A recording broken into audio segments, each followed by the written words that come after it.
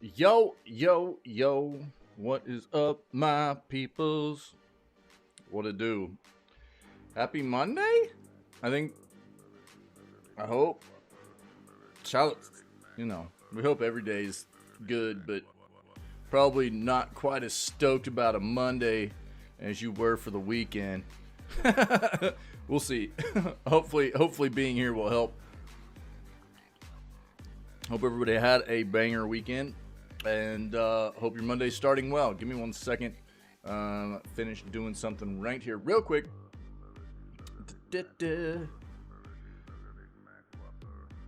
We have video gaming news this morning for March 4th. Obviously, doing what we do. And then we will be playing day one of Balatro. I've been really interested in this game for a while. It's getting really, really good reviews. It's like a roguelike card game based around poker, but it's got some really wild stuff that happens in the game and everything.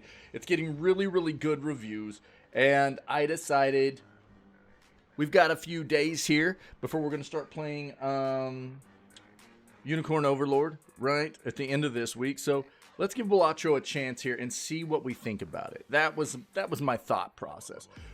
We've had a nice, 5 days in RoboQuest right now. It doesn't mean we won't play more of it. But, wanted to go ahead and try and give Balatro an amount of time here before we switch games again into Unicorn Overlord, you know? Un momento. Something I need to finish doing. I forgot to do this morning, so let's do that. Balatro. Yeah, dude. What's up, buddy? How you doing, man? How was the rest of your day yesterday? How's work, dude?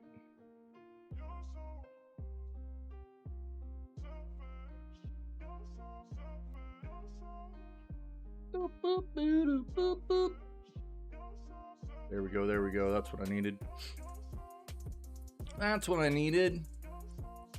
I know that it hasn't interested you. We've talked about that, Pinky. Sorry, man. Boop.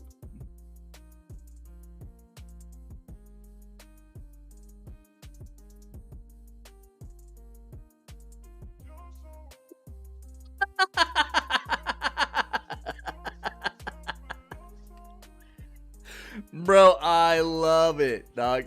How that's how work's going. How can you not, dude? Respond with the good old yeah, bro. Literally Pinky right there. That's so funny, dog. Yeah, I think most people have been there at least once in their life, you know. I gotta get away from this for a second. How do you get away? I gotta use the restroom, dude. That's flipping hilarious, dude. Oh my god. Alright, I think we got done what I needed to get done there. Yeah. Yeah. Looks good, dude. Solid. All right, man. So let's go ahead and let's dive in here to video gaming news for today, March 4th, and see what we can find new revolving around the industry of video games, man. Let's go do it. That's hilarious, Pinky. Flipping funny, dude. All right, let's go, man.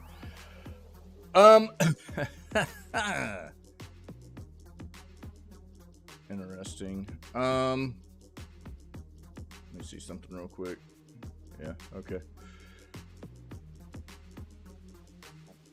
Yeah, we knew that. They're trying to make this online live service multiplayer version of Horizon. And apparently it's still being made. We've talked about this. I don't know. I think that it's weird to see so many very well done single player games trying to convert into also including a multiplayer aspect. Many have actually decided to go ahead and scrap those projects, but apparently Guerrilla and their Horizon project, they still want to get that done. So we'll see what happens.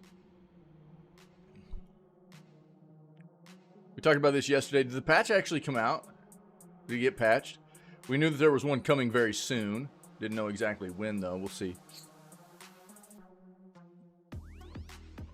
Gaming Bible can get wrecked.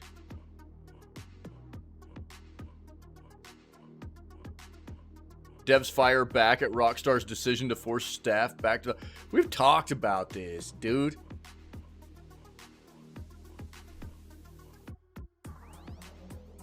We'll talk about it again today. Why not? I mean, reading this is not going to change my sentiments, okay?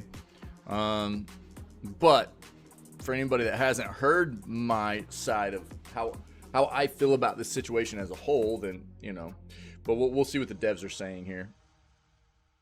I think we've already seen what's leaving Game Pass this month, but we'll take another look real quick. No release date yet. We're not diving into that then. The Final Fantasy VII Rebirth. We talked yesterday about the fact there is a patch heading towards the game in a timely fashion. We've heard that from the director that is going to supposedly improve performance mode. Here's the hoping.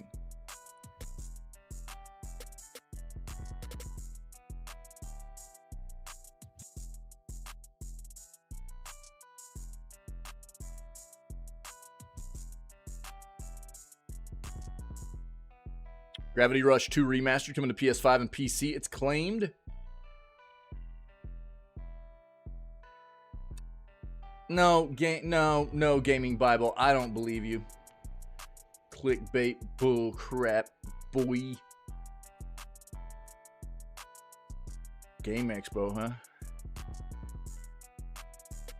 Melbourne Convention. That's cool. Maybe we'll see some cool stuff come out of that. But that's like at the end of the month, so we'll just have to pay attention.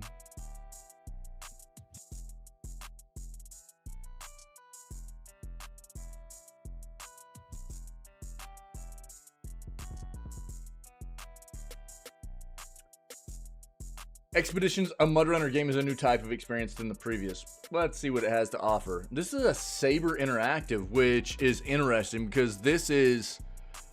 If you hadn't heard, Saber is being purchased by private investors out from underneath Embracer. As well as we're hearing rumor mill, water cooler talk, if you will, that Gearbox is finally being purchased out from underneath Embracer as well. So... I'm guessing both of those companies are probably breathing a breath of fresh air in relation to how scared they probably were being under Embracer. As we all know what Embracer's been doing, right? So, I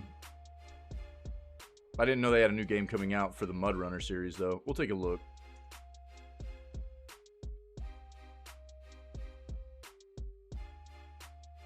Interesting. The 189 gigabyte Epic Games hack may have been a scam aimed at other hackers. Were they honeypotting, dude? Were they setting up a trap?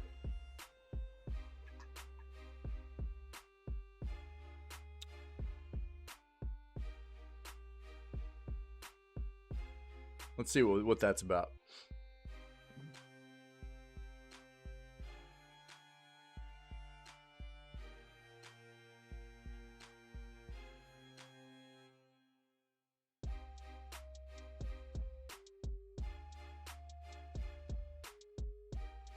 Melbourne's Tourist Games reportedly ceasing all productions.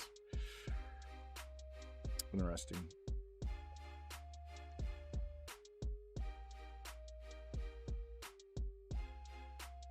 Dude, I can't quit thinking about No Rest for the Wicked. I'm getting really psyched about that game.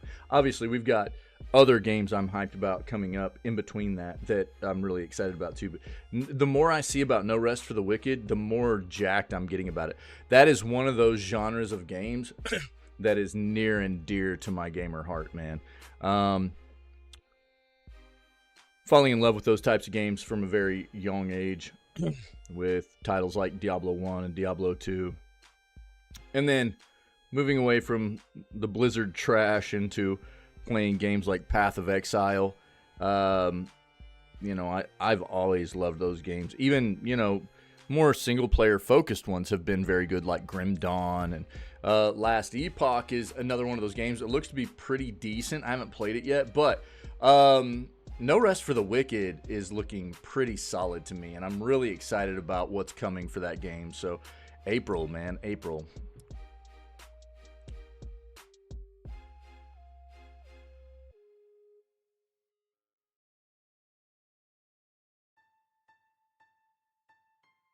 Time for Halo to pull a Destiny 2? Let's read this, see what you guys think.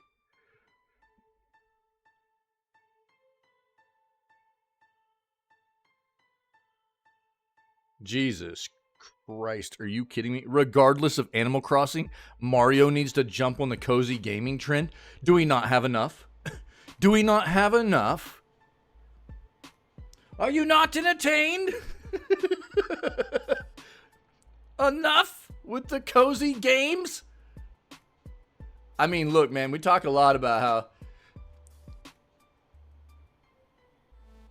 there's just an insane amount of games in literally every genre anymore, right? There have been some really, really cool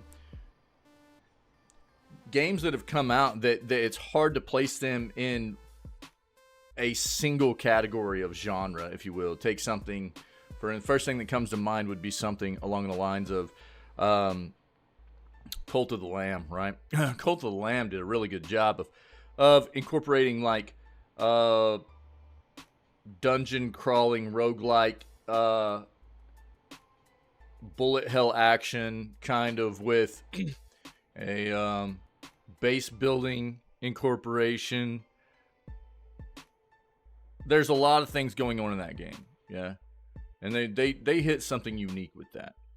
And which, to be fair, something like No Rest for the Wicked's coming along, and not only is it a ARPG hack and slash dungeon diving experience, but it is including also some things like you can buy property, and then you can craft. You can there's resource.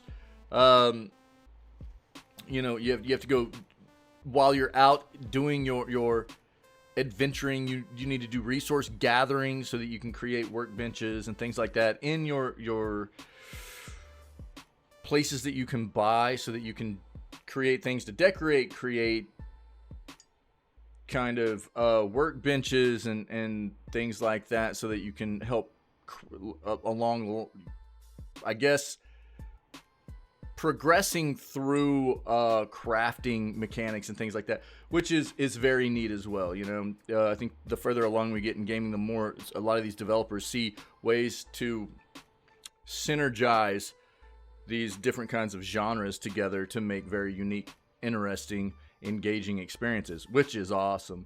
But at the same time, there are a lot of genres that are very, very, very polluted. And the cozy games genre, whether it be life sims or farming sims, or that's usually what they fall along the lines of. And don't get me wrong, there's some bangers. Stardew Valley, you know, people love the Sims. There's a couple of games coming out that are hopefully going to make people quit paying into EA for the Sims. There's a couple of games coming out over the next year that are looking very good on that front. There are a lot of great games in the cozy genre, the cozy realm, as it were, of gaming. But geez, it just never stops, dude. It's so polluted. Do we really need a cozy Mario game? Really? People would buy it, so they'll probably do it.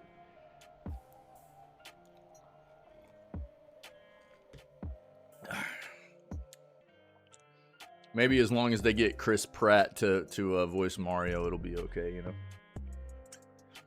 Too soon?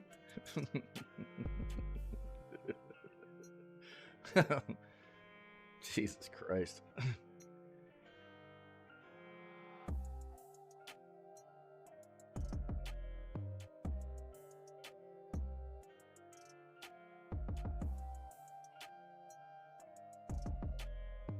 The Switch 2 has potential to be... It's going to be a significant upgrade hardware-wise over the PS or the first Switch, right? The current Nintendo hardware. Do I think that it's going to be on par with something like Xbox Series X or PS5 for that matter? Not necessarily. No. I think it'll be probably something closer to a piece of hardware that sits between what the PS4 and the PS5 are. Something between what Xbox One and the Series S and X are. Something to that effect. I don't think it'll be as powerful as the current gen PS5 and Xbox are. I just don't. I don't see it in the mobile realm of gaming right now. You know, the hardware has gotten much better. They're also pushing a $400 price point, right, for mobile hardware.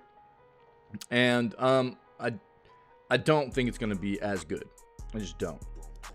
It'll be somewhere, I think, in between, probably middle of the road between like previous gen and current gen consoles. That's what I'm expecting anyways. If it ends up being better than that, that's a great surprise. But I don't think people should get their expectations up, should get, you know, to be let down, as it were, whenever it comes out. And it's not necessarily on the same level as a PS5 or an Xbox Series X, right?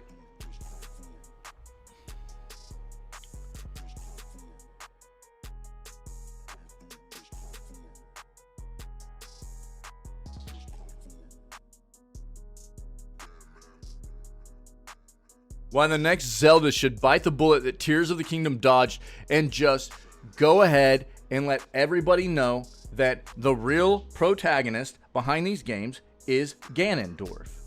They've been spinning these games forever in this whole trying to get people to believe that Link is a good guy, Ganondorf's a bad guy, when really all it is Ganondorf's pissed because Link and all his little cohorts have come in and stolen Ganondorf's stuff. His land, his things, and Ganondorf's just trying to get a little bit of justice. All right? Can you blame Ganondorf? Absolutely not. So, I agree. This is why Zelda should bite the bullet and just go ahead and give us the truth and give us a game where you're playing as Ganondorf and you're wrecking everybody else. It's gotta happen. We need that in our lives, man. We already knew that Ghost of Tsushima PC release may be announced soon. And that'll be a play for us in this community. Pretty sure about that. I was hoping it would release this year. The next big one, I think, from Sony that everybody's going to be looking for is God of War Ragnarok, right? I don't know that we'll get it this year. But as Sony continues to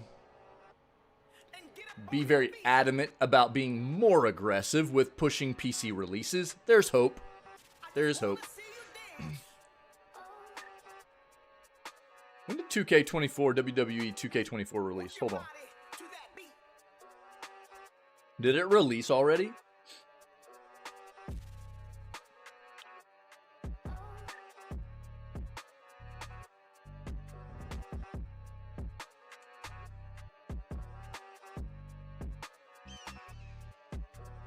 No.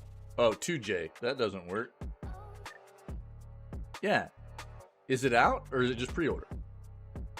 It's pre-purchase, right? March 8th. March 8th. Okay, hold on. Hold on then. It's time to get up off your knees. These games usually come out as a hot flippin' mess. Under 2K. They're full of bugs. they're unfinished on release. They're usually pretty bad. I didn't even spell that right.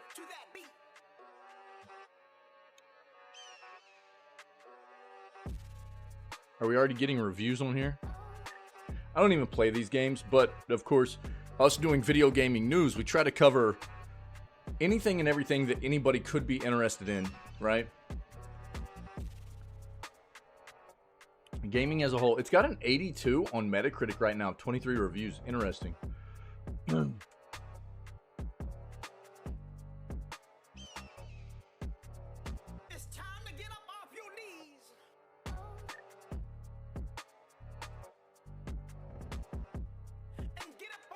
Here's what we'll see a lot, though. This game will release 84 on Xbox, 82 on PlayStation, nothing on PC right now. I know PC usually has a lot of issues. We'll have to wait and see how this goes.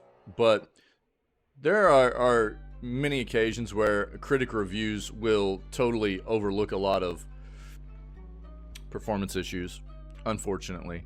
And so we'll have to wait a few more days and see how this rating fluxes and how many more reviews we get. User reviews are going to be a big deal too, so we'll wait and see. Here's my hope, though. For all the wrestling fans out there, my hope all along was that now that we have a new competitor in the ring, if you will. See what I did there? With AEW making a mainline game to compete with WWE 2K, was that the quality of these productions would go up. So it's really hard to expect quality of games in certain genres, and certain companies have a lock on like 2K does with WWE and their NBA games, and like EA has for a lot of their sports titles, things like that, where there's no competition. And where there's no competition, there's no reason for those companies to elevate their need for quality improvement. So what they do is they take basically the same exact game they made the year before. They don't do a lot to improve it, if anything. They release it. It feels unpolished on release. There's tons of bugs, things like that. And it takes forever to finish them because they don't care.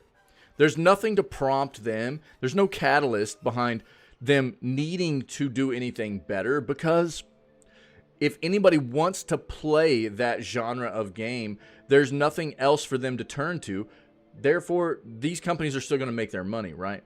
Again, my hope was that with AEW coming out, which was not necessarily as lifelike of a wrestling sim, it's more of an arcade, it's still something to compete. And so we'll keep track and see how WWE 2K24 is on release here over the coming week, and see how it does for all the wrestling fans.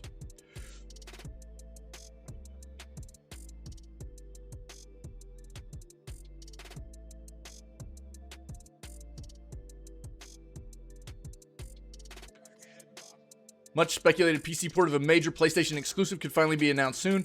That is going to be Ghost of Tsushima. We already know that. It's coming, man. It's coming. We just need the official word. We've talked about it. There's no need to dive into it anymore. It's coming. Very soon. Now, the announcement's coming. The announcement of the game releasing on PC. When that date is, that's what the official announcement will give us too. Either a window or a specific date of when Ghost of Tsushima will be coming to PC. So when that happens, we'll know when to throw it on our schedule so that we can play it.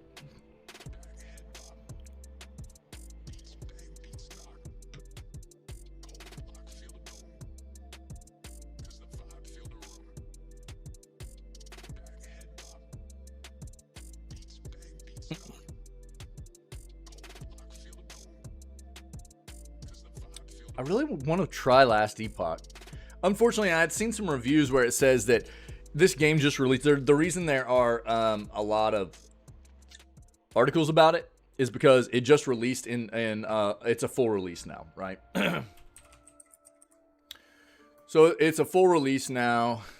The problem is, I've looked at reviews, recent reviews are a 71% positive, where most people are saying this game didn't do anything to improve a lot of the issues that we're seeing in early access, unfortunately. Not bad. Yeah, that's what I've heard too. The thing that I've heard is that there are still a lot of bugs, a lot of issues with like multiplayer and stuff that weren't necessarily fixed, that probably a lot of people expected to be fixed as it was going into full release. So,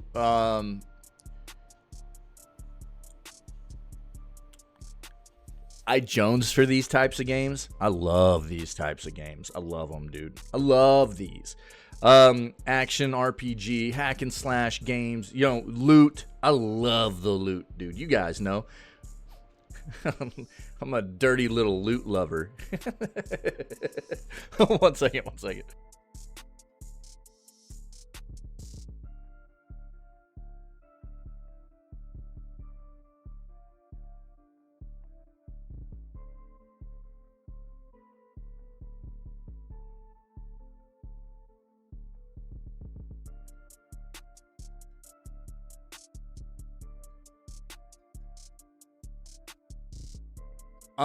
Pinky, what'd you think? I know you're kind of busy at work. At some point, dude, give me a breakdown of, like, if you can, pros and cons about it. Because it's looked good to me for a long time. I just never found the right time to try and dive into it, you know? I do love these types of games, though. And I was hopeful that the last Epoch, as it left early access, because it always had decent reviews. Decent. Around 80% fluxing, give or take a little bit. But then, like, on full release, you can look. Recent reviews is like over the past month, dude. The past month, you know, over the past month, which is really just starting on like February 20th, 22nd, something, what is this, 21st, when the game full released. That's when all these, this big flux of reviews came in, which is like 45,000 over the past month, right? 45,000, over 45,000 reviews over the past month because it left early access and went into full release. And the reviews are worse, rating wise. They're at like 70%, which is a 7 out of 10. That's okay. It's not fantastic. It's respectable. Skill progression is pretty deep. Lacks a lot of movement stuff like dodging. Ooh, yeah, that's a big deal. I think that's one of the areas in where, if you take a look at a game like Path of Exile, felt bad just face tanking everything. Yeah. Most modern ARPGs like hack and slashers and stuff have, and don't get me wrong, there's always going to be, like with a tankier class, your movement skills are going to not feel as good as maybe with a class like an assassin or a rogue or something, right? Somebody that's built more for agile. But there's still, these games I feel like modernly that are built very well still incorporate great movement abilities all the way around for every character, but based around that character's class and you know, what fits them as a class, right? If you look at Path of Exile did a great job. I mean, almost too good of a job, to be honest with you. They got to where they had to start looking how to really balance better and almost nerf a lot of, and it happens every season, a lot of their movement skills. Because people just got zoom, dude, all the time. Just crazy movement skills.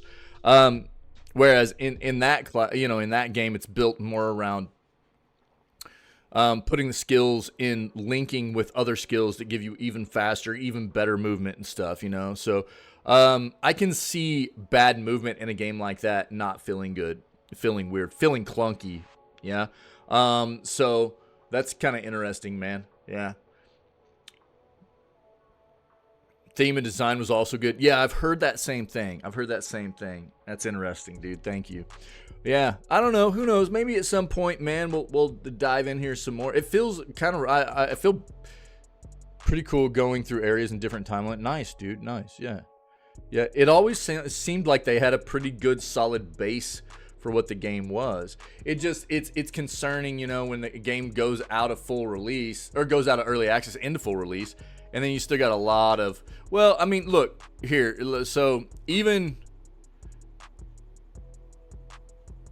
honestly, if you look at like February 26th through current, there are a lot more positive reviews than there are negative. So maybe it's trending in the right direction. Maybe they got some patches in or something. Did they patch this game? So on full release, negative reviews were almost matching positive reviews. And even on the 25th of February, they even outplayed positive reviews. But since positive has quite a bit outdone. Yeah, Ferret, what's up, man? What's up, buddy? So maybe they got some patches in or something on the full release. February 29th.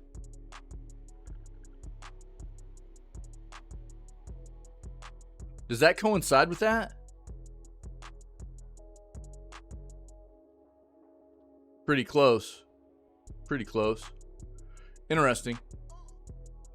I mean, it's been on my wish list forever, and I would like to check it out. There's a lot of different classes and stuff, you know, from what I remember. Yeah, look at this. You know, base classes, you've got Sentinel, Mage, Rogue, Primalist, Acolyte, and then, you know, you can see within the Acolyte, you can go Warlock, Necromancer, Lich, Sentinel, Paladin, Void Knight, Forge Guard, Mage, Sorcerer, Spellblade, Runemaster, Rogue, Falconer, Marksman, Blade Dancer, Primalist, Druid, Beastmaster, Shaman. There's a lot of different, which feels nice and gives you a lot of variety in play styles and stuff, as long as they're built out very well and uniquely apart from each, you know, one another. The game's always looked neat. We might have to take a dive into it at some point. Yeah.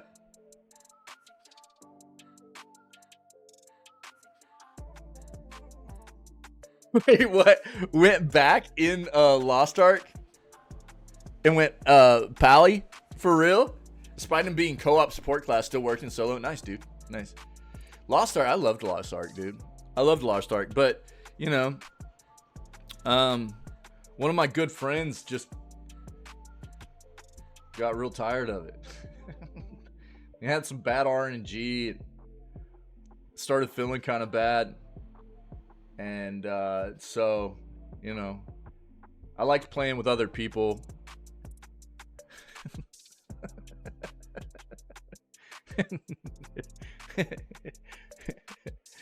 So you actually went Pally in sounds rough. I hate when people do that.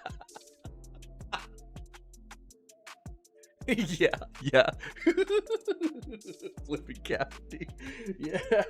Yeah. No, I loved playing Lost Ark, by the way. Are you talking about you actually played Pally in this? So you were just like playing off of the Lost Ark vibes or whatever? Is that what you were saying? Yeah. Dude, you know what? What's funny is, like, whenever I was a kid, I was a very, very, very Pally all the time, dude. Whenever I was a youngster, dude, I played Pallies all the time, and I never play them anymore, ever. I don't think it was like getting burnt out on it. I just started feeling more like I liked the darker classes, you know. Void Knight sound could be cool though. Void Knight, but I would probably go Lich or Necro. You know me, man. Love those Necro vibes, dude. But that's cool, man. That's cool. Who knows? Maybe at some point we'll just have to dive in there and play around with it a little bit. I did see some reviews where they're saying multiplayer didn't feel real good though. There's a lot of disconnect and stuff. Yeah.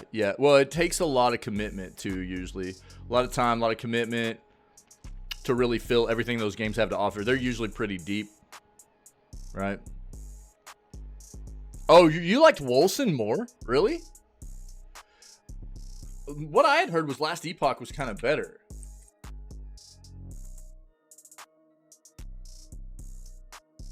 But it's been a while since I looked at that.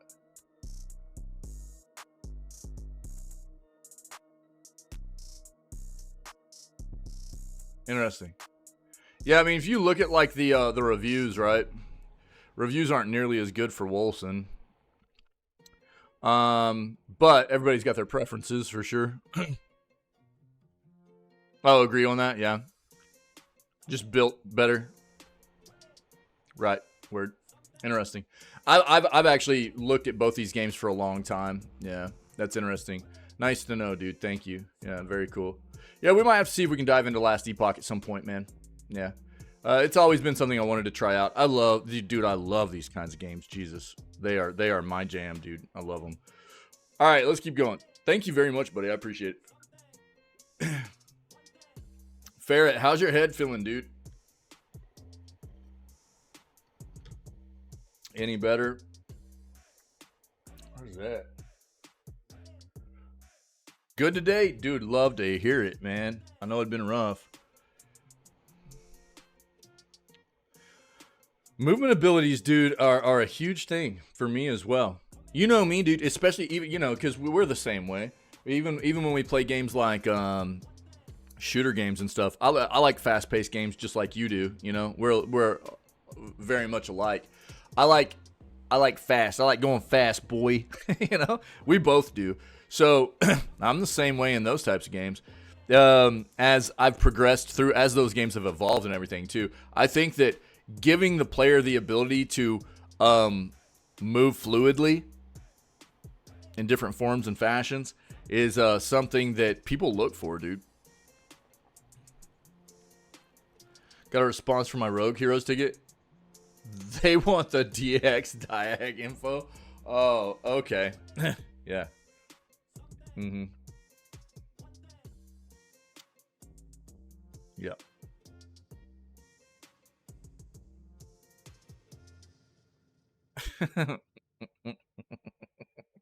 So that's going to be like their default. This is probably what they do. Yeah. Yeah. Yeah, exactly. Yeah, that's what I was getting ready to say. What they do, that's like that's their default, right? We need these logs. And if anybody actually sends them the logs, they'll just sit on it forever. Yeah. And won't do anything. Yeah.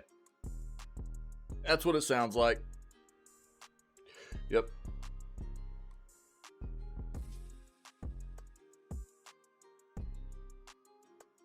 Dude, are you kidding me? Woman spends thousands of dollars on video games to prevent her husband from being unfaithful?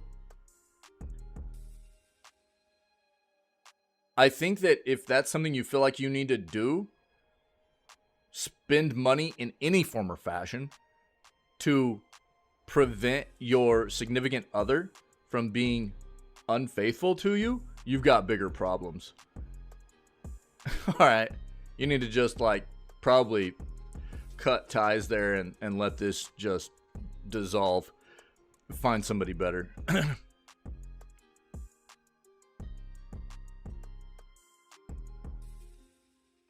That's disgusting to hear, actually.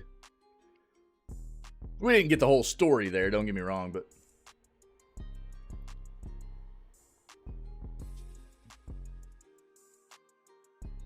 Little does she know that this... this dude's actually having a virtual romance with somebody in one of the games.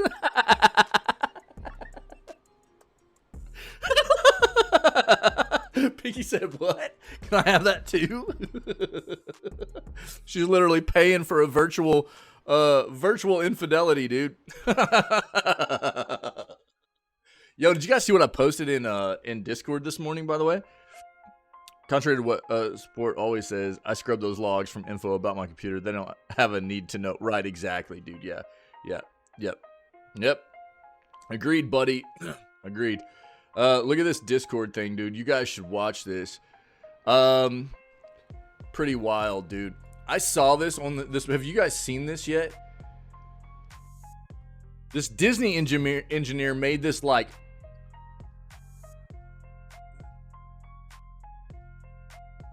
crazy little pad of like rollers and stuff that gives you the ability to just walk in place, run in place. The walking thingy seemed loud.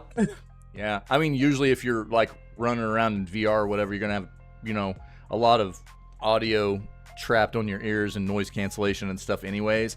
So I wasn't really that worried about that. It's still pretty neat, I think.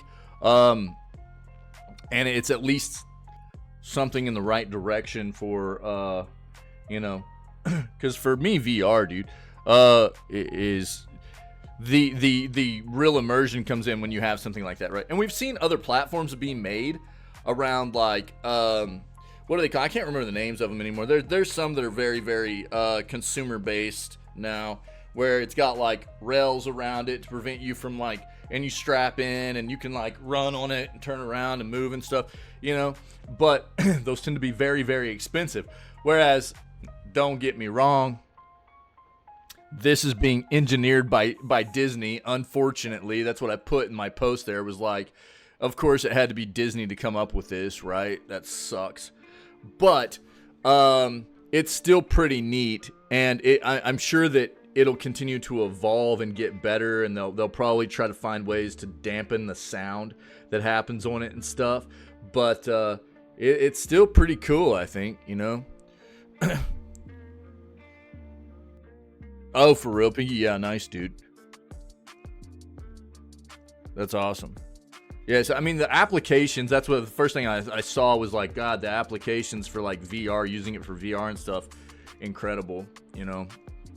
So I was just kind of neat. I hadn't seen that yet, and I figured maybe some other people would like to take a look at it. Which is why I threw it in there this morning. Yeah, pretty cool. I hate that Disney did it. Jesus Christ.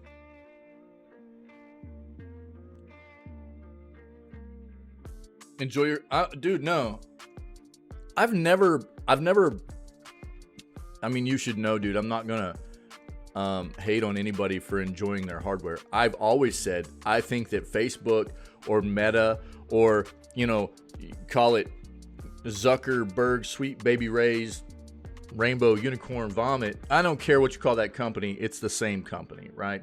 They can change their name as many times as they want. They're still going to be the same scummy ass corporation they've always been.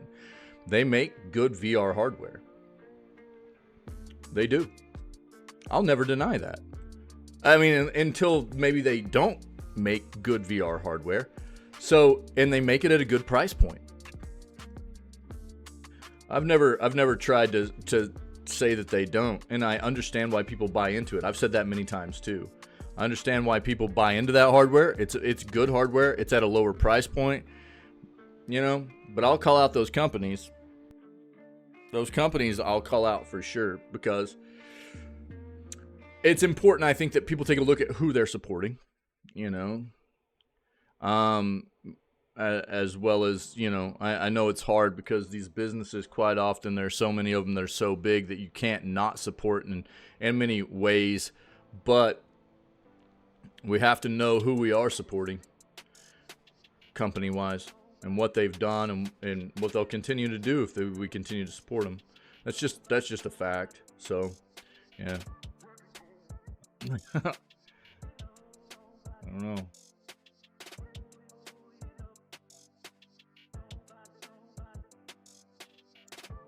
So stoked for the Fallout TV show. Excited to watch that with everybody in the community that has Prime whenever it starts popping off. That's going to be fun. Dude, we're probably going to have to do a test run of some Prime right before it hits. Like doing a watch party, because I haven't done a watch party since like the first year of streaming, you know? Oh, yeah. Well, at least there's that. Yeah. Yeah. So...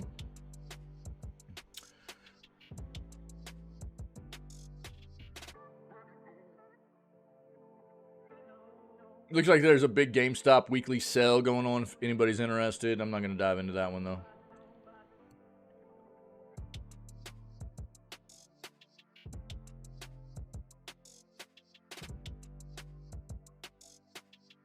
Game Pass games for March might make it one of the most important months in gaming history. They're probably just talking about because now gaming history up to this point, not gaming history ever.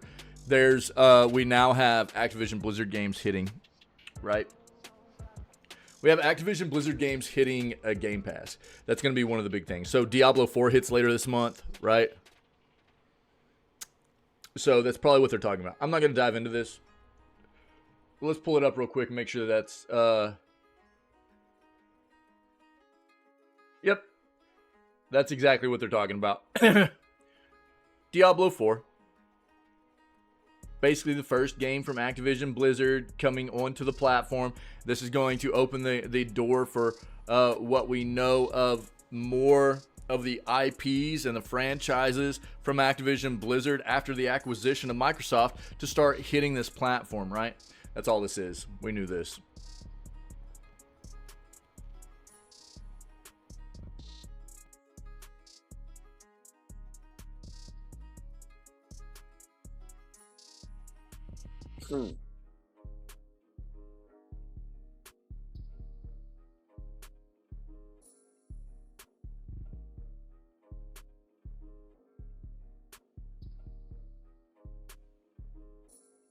Have fun watching your movie that's being promoted as a game, is what I have to say for anybody playing Senua's Saga Hellblade 2. If you're going into this knowing that you're just mainly watching a movie, cool, for good, whatever. Also know this is only going to be about 8 hours long. We already know that. But I think that's the thing that people need to know. This isn't really a video game. I think that's basically been confirmed at this point too. This is not really a video game. This is a cinematic, interactive cinematic experience is what I'm basically referring to a lot of these types of games as that are coming out now. And Senua's Saga is definitely going to be one of those experiences. It is mainly an experience that you're going to be watching. And if you're cool with that and you're expecting that, good for you. But they're promoting it as a video game, and I'm not okay with that. It's not really.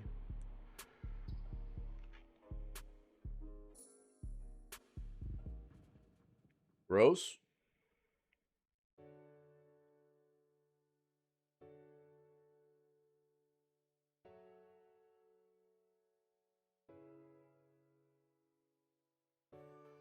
Pokemon skipping 2024 is a good thing because nobody wants to play Pokemon this year. Everybody wants to play Pal World.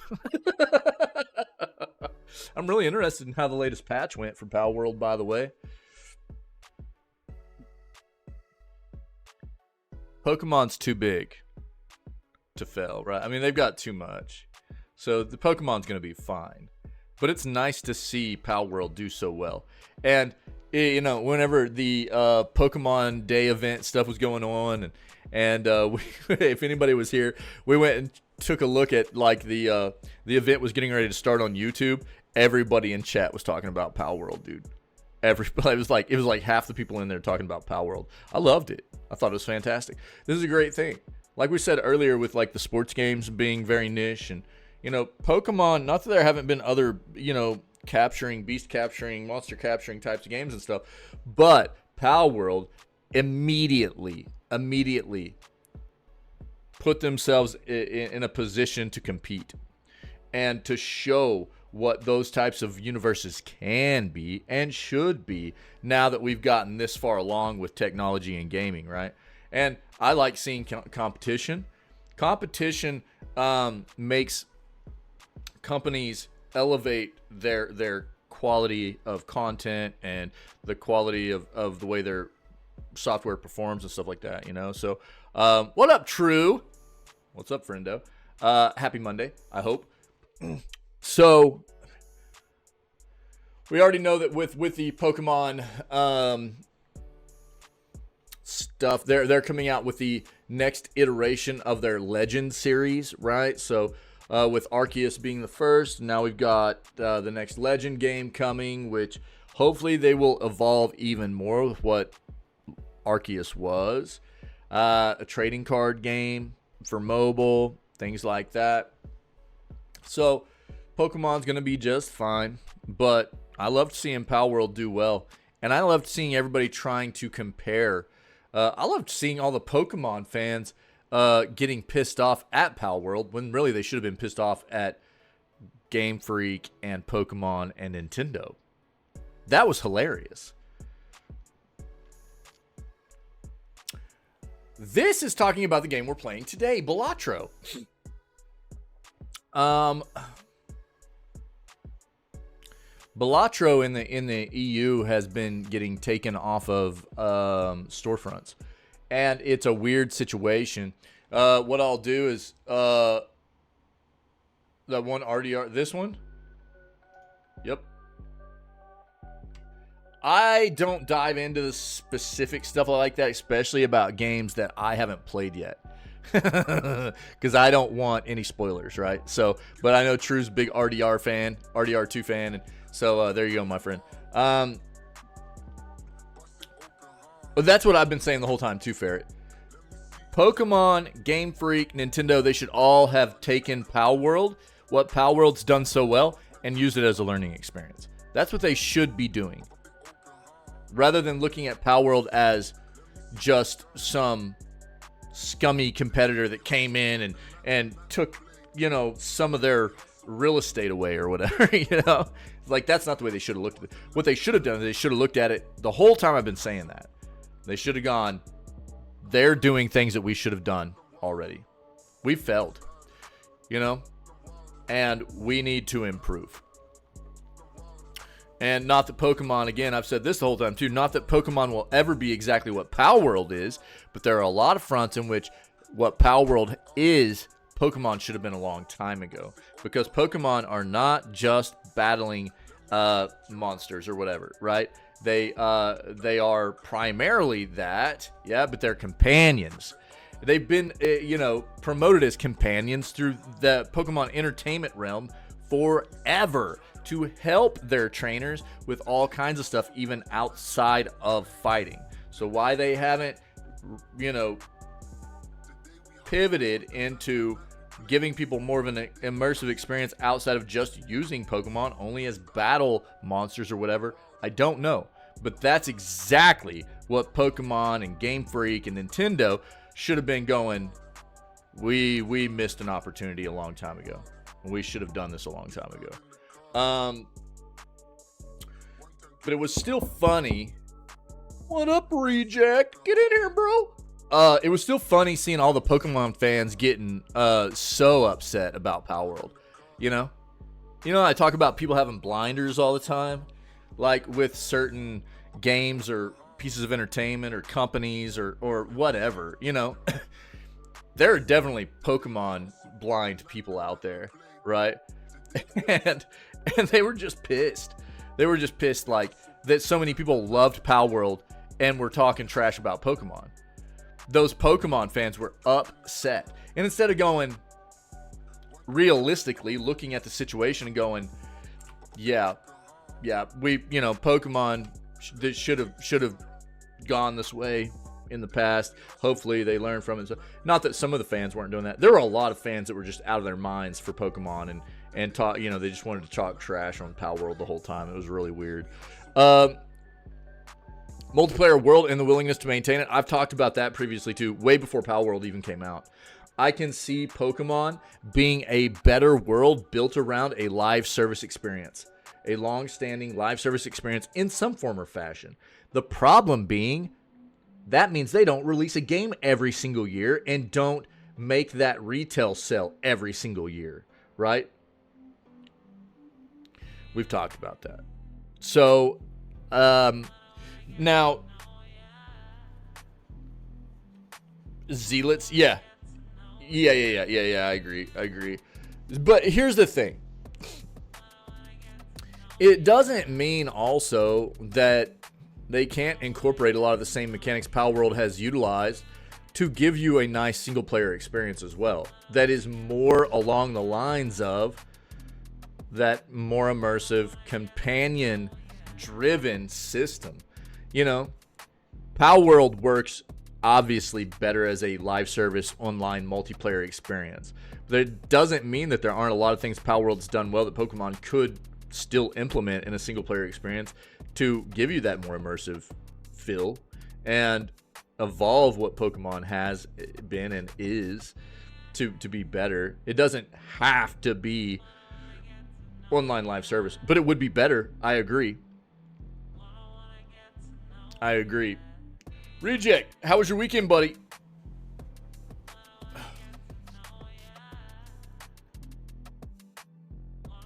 All right. So again, we're playing Balatro today. We're playing Balatro. The weird thing, did I put that? Yeah, so, no, I didn't. Here. Check this out. This is what I say. We've already talked about this. This is a really weird situation.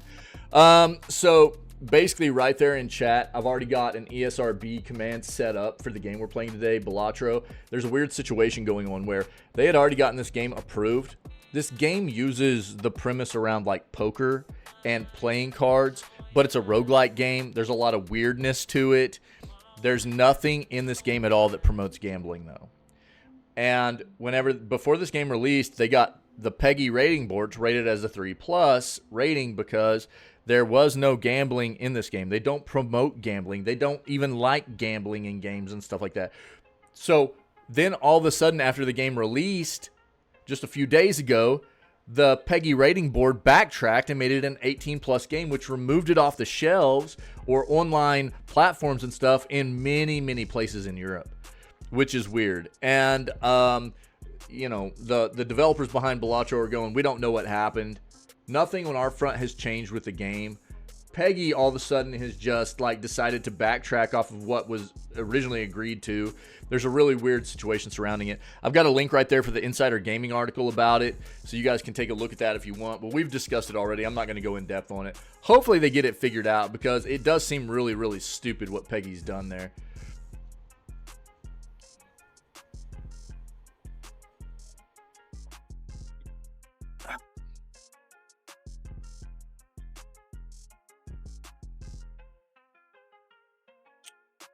Yo, let's talk food for a second. You guys cool with that? I don't think anybody's gonna have a problem with it. My wife brought me some cheese curds from being gone this weekend. She brought me some cheese curds. They are horseradish and bacon cheese curds. Oh, they're good. I don't want to get hungry. Oh wait, no! Dude, they are so good. It's a whole bag of them too, dude. It's a whole bag. There's just bacon bits all in there and like horseradish flavoring. Oh my god, dude, they are so good. I'm a fan of horseradish though. Not everybody is. And the bacon flavor is really strong too, which I think is hard to do quite often. But it's just legit bacon bits all in there, dude. They're so good. I'll show you some other stuff. Oh, dude, I ate duck for the first time yesterday. Yeah. My father-in-law sent me some duck prosciutto, dude, and I ate it all. It was just like a sheet of it. But some duck prosciutto, dude. Holy crap. I had never had duck before, weirdly enough. Because I've eaten a lot of crazy stuff too, you know. You don't like horseradish? Word, yeah. It's a very strong flavor. Not a lot of, you know. That's definitely one of those things where either you like it or you don't. I don't think there's a lot of middle ground for horseradish. But I've always enjoyed horseradish a lot. I like it. You know, I've eaten like ox tongue, dude. I've eaten snails. You name it. I haven't eaten duck. You know, yeah, I had never eaten duck. But this duck prosciutto was like salami style, so it was like peppered, and oh bro, they were just little bitty slices, right, real thin slices, and oh god, so good. Black bear sausage. Bear is supposed to be so fatty and greasy, dude. You know, kind of like hog is. Hog is real fatty and greasy as well. I had a neighbor of mine whenever I lived in Texas. He used to go hog hunting all the time and deer hunting too. And he would make a lot of homemade like summer sausages or just sausage links, you name it. You know what I mean? He'd make a lot of different meats and jerkies and stuff like that. And his family would never eat any of it because all they ate was like frozen foods from the grocery store. But I would always eat it. So he would always mix venison with the hog meat because venison's so lean that it mixes really well with the hog meat, you know. I've never had bear though, dude. He always made really, really good good meats, dude. They'd make homemade tamales too. They'd make homemade tamales, bro, with all that like hog and venison and stuff. Jesus. Oh, I love homemade tamales, dude. God dang it. Oh, they're so good. You know, those real authentic, you know what I mean? Homemade tamales. Jesus Christ. I'd eat them all day, every day, man. So good. All right. Balatro, we're playing that today. Hopefully it'll be a good time. There's a lot of really good reviews. If you haven't seen Balatro, take a look real quick. This is Balatro. It just came out on the 20th. So it's been out roughly 2 weeks now. It's got a 97% positive rating of almost 12,500 reviews now. It's obviously, you can see this like interesting premise of, you know, a deck of cards, traditional deck of cards that we know, but it's a roguelike game built around basically you getting throttled all the time by the computer using these wild Joker cards and stuff, and you're having to like continue to unlock better stuff, and so I don't know. We're gonna see how it goes and have some fun with it today. It should be cool. Should be cool.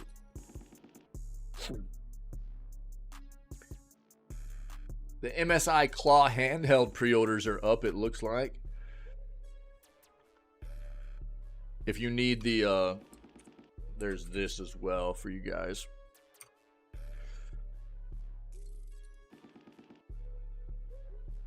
Oh, I forgot a capital letter in there. Feels bad, dude. Wow.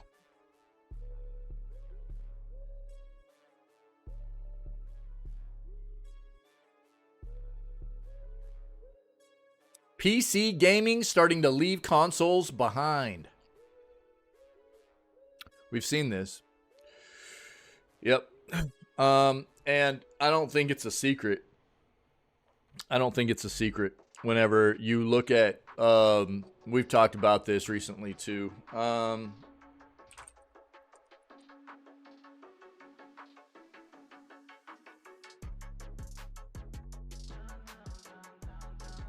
We look at this graph, right? You look at this graph. This is something that came out here recently, and we've talked about this. Yeah. It's oh, dude, seems good. Random mode time. Let's go. So I'll just talk about this real quick. Seems good goal. Let's go. So I'm going to bring this down just a bit so it's a little bit easier to see because all of our stuff over here is in the way, right? But you know, right around you've got PC being this light blue area of the graph, console being the kind of sea green on here. And you can see around the, you know, 2010 time frame, console was still kind of outdoing PC by a bit. And it was roughly around 1995 that they were, maybe 96, 97, PC and console were kind of on the same front as far as their prominence in the gaming industry revenue-wise, right? But since that time, 95, you know, 96, 97, all the way up until roughly, you know, we're talking probably 2012, console had really outdone PC, right? Console had outdone PC. And so there was a good, you know, 15-year gap there, roughly. 15 to 17-year gap where console was just very, very prominent in the market over what PC was. We're not taking into consideration mobile, handheld, arcade, any of that stuff. Just talking PC in relation to console. But what you'll notice is that around, you know, this 2012, 2013 time frame here, they started balancing out again, where PC really started taking off. And from that time frame up till this was a report of 2022. As of 2022, PC is bringing in $45 billion of revenue to the industry a year, in relation to consoles, $30 billion. So it's no secret when you look at this that PC has, over the past roughly a little more than a decade, really taken a significant stance in the industry, revenue-wise, over what console is. You know? Which, when you take a look at everything that we've been talking about with Xbox has for quite a while now been very good at getting all of their content onto PC. Now who's following suit? PlayStation is. You know, PlayStation's like, we're trying to be more aggressive. We're going to get our stuff on PC. They see it. They're very traditional. When we still yet have to see Nintendo go that way, and I think it's a reach to even be able to fathom Nintendo heading over into releasing their products onto the PC market. I don't think they want to do that. I don't think they'll ever want to do that. Will the market maybe push their hand at some point? Maybe. Right now we're seeing it push, kind of force PlayStation into doing what they've been very reluctant to do for a long time, which is play that non-traditional role of putting their first-party titles onto PC. It's always been easier for Xbox, right? They're Microsoft. Microsoft makes Windows. That's an easier thing for them. PlayStation's a harder thing. They've always wanted people, just like Nintendo, to buy into their hardware and only be able to play their proprietary first-party games on their hardware. PlayStation's at a point now, though, you can see it. They can't do it anymore. There's too much money to be made on PC. Too many people are finding out that PC's where it's at, man. Console is kind of, it's been a rough play for people for a long time. Not that there's still a lot of money being made in console, don't get me wrong, but there's a changing of the tides here, man. You know, it's happening where PC is now being seen as this better place to play games. It's hardware wise better most of the time. It's a more, which I talk about a lot, quality of life is just there, as opposed to a lot of these other, you know, you talk about the console side of the market. Console side of the market's been very gross over the past, 10 to 15 years, and how they've treated their customers. Quality of life wise, it's not very good. And I think more and more people are starting to see it.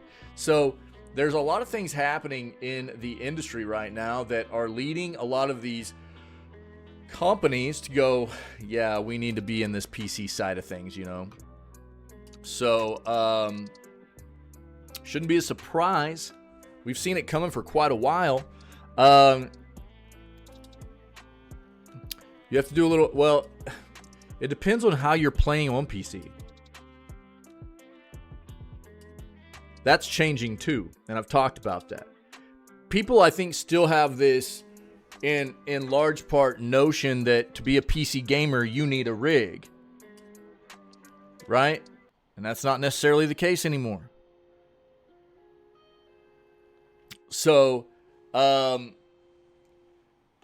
a lot of fronts, one of the reasons that I'm so glad, and to be fair, it's a console manufacturer, Nintendo, that showed people first and foremost how good a handheld console can be nowadays. And the PC side of the industry has really taken it and run with it. You see the Steam Deck. MSI's got one out now. We were just talking about, what is it, the Claw? You've got Lenovo Legion Go. You've got Asus ROG Ally.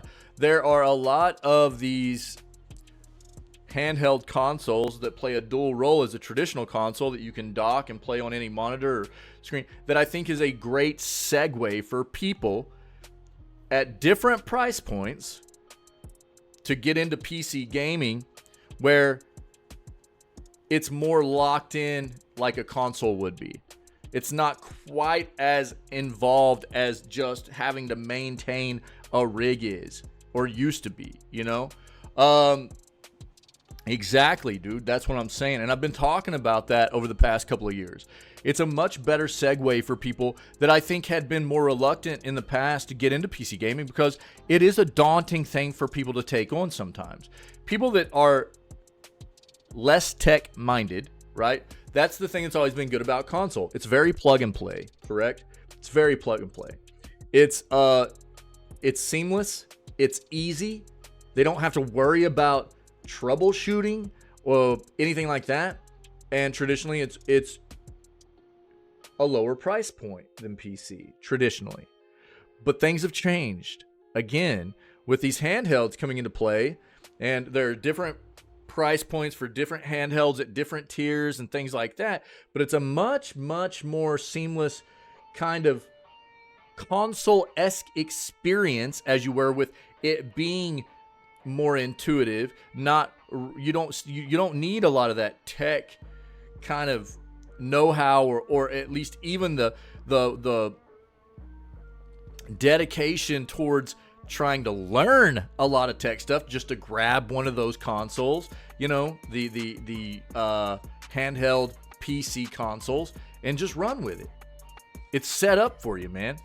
So I think it is a great thing that we've seen that come about in the PC side of the video gaming industry, because it's just easier for people. It's a great segue for people to get in here and play PC games, where they didn't used to have that. Because I agree with you, Ferret, the way it used to be, I agree. It was a very, very daunting thing for most people that don't have tech know-how and don't have the care to learn tech stuff, right?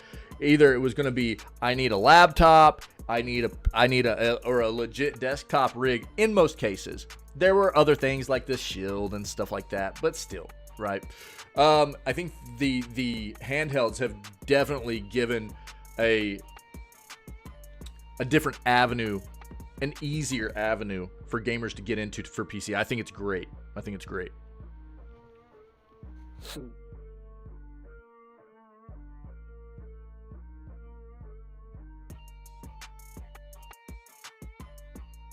Because I do think the quality of life in PC is way better, all the way around.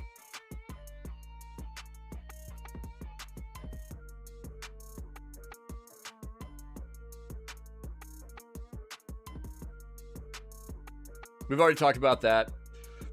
EA's layoffs, most recent layoffs anyways, and shutting down Ridgeline Games. Yep.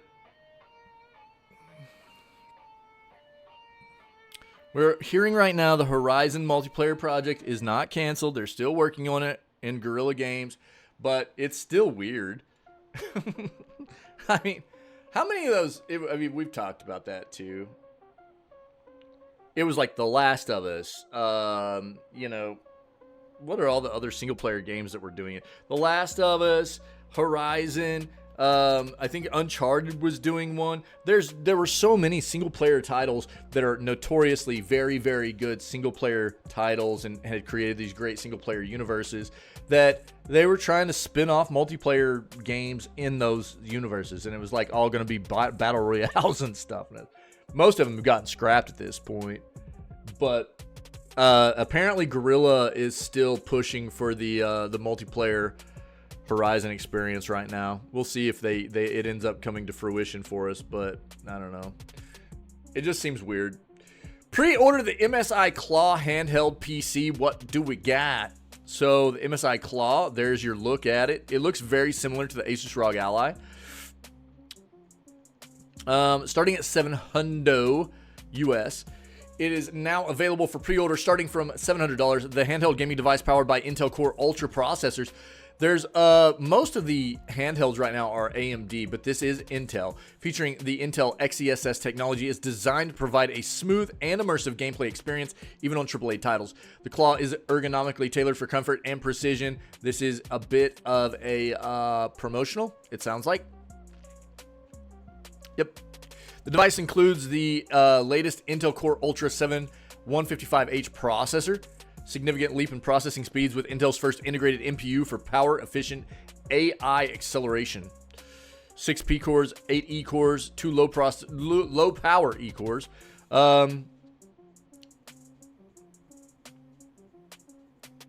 What's the battery size? It boasts best-in-class battery life. What's the battery size, though? 7-inch premium 120 hertz gaming display. Nice. Is it LED or OLED? Wi-Fi 7. Thunderbolt 4. Shut up! No, I don't want to watch this either. You shut up. Okay, they didn't give us just like a stat outline. That feels great. Okay, well, there's that. Let's see.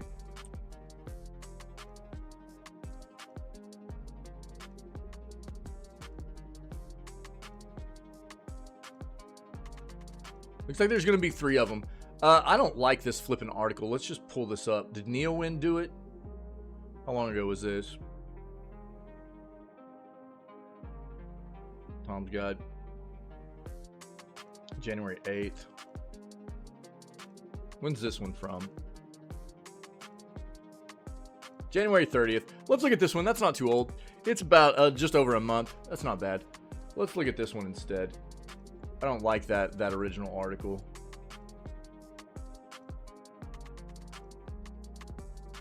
Yeah, the cheapest model is the $700 model. Yeah. Max clock speed of 4.6 gigahertz, along with a 512 gigabyte solid-state storage drive. The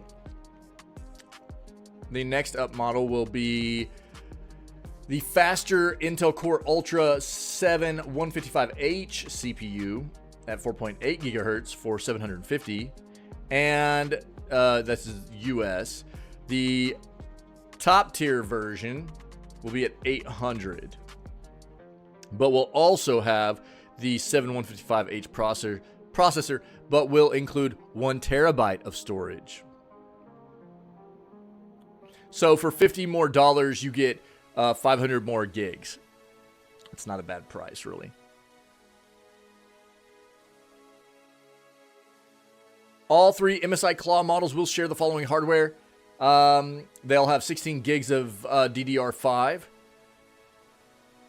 It's an IPS touchscreen 7-inch 1080p monitor with 120 hertz, though. That's pretty good. It's got Bluetooth 5.4, Wi-Fi 7, a mic in, headphone out combo jack. It's got a 53 watt per hour battery, which is pretty good. That's one of the biggest kinds of batteries being put in these devices right now. I've always been a space freak, so I'd want larger storage. Yeah. Most of us that have been in the PC realm for a while tend to like a bit of a space buffer. you know. Yeah.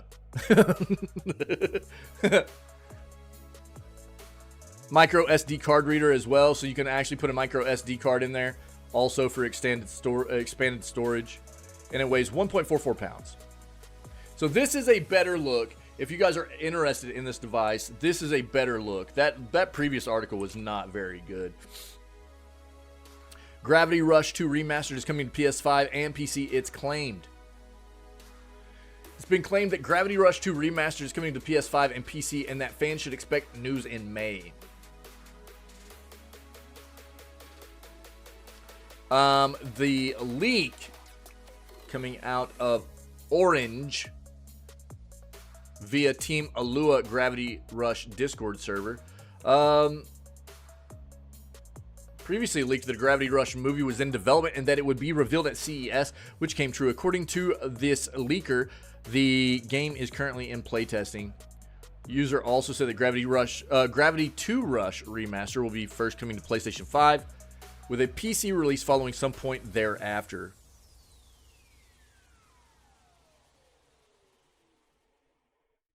Interesting. Okay. Well, we'll see if this is solid information or not very soon, it looks like. Anybody ever played any of the MudRunner games? I have not. They look pretty good, but it's just not really my kind of jam.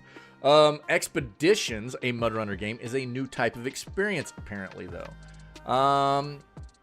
The creators of MudRunner and SnowRunner are back with a new video game Expeditions, a Mud Runner game, a title that focuses on exploration and off-road driving. The game leaves aside the realistic simulation that made its predecessors popular to offer you a different type of experience that has nothing to do with transporting goods across long distances. Instead, Expeditions, a Mud Runner game lays at your feet for you to explore a vast open world representing areas of the Carpathians, Colorado, and Arizona. Alongside a team of specialists, you can embark on thrilling expeditions with a variety of objectives that you need to complete as you explore these areas. Let's take a look at this.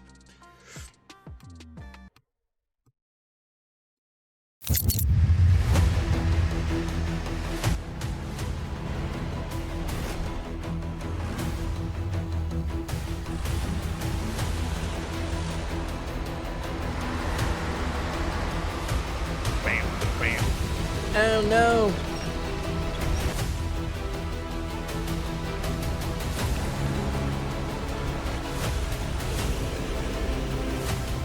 Oh, what?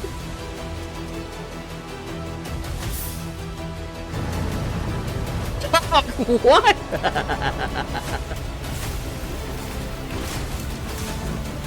Car mating is weird.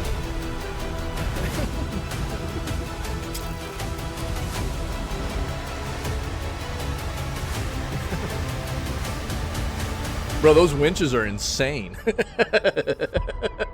Jesus Christ. Yeah, it definitely has that puzzle solving aspect to it, no doubt about it.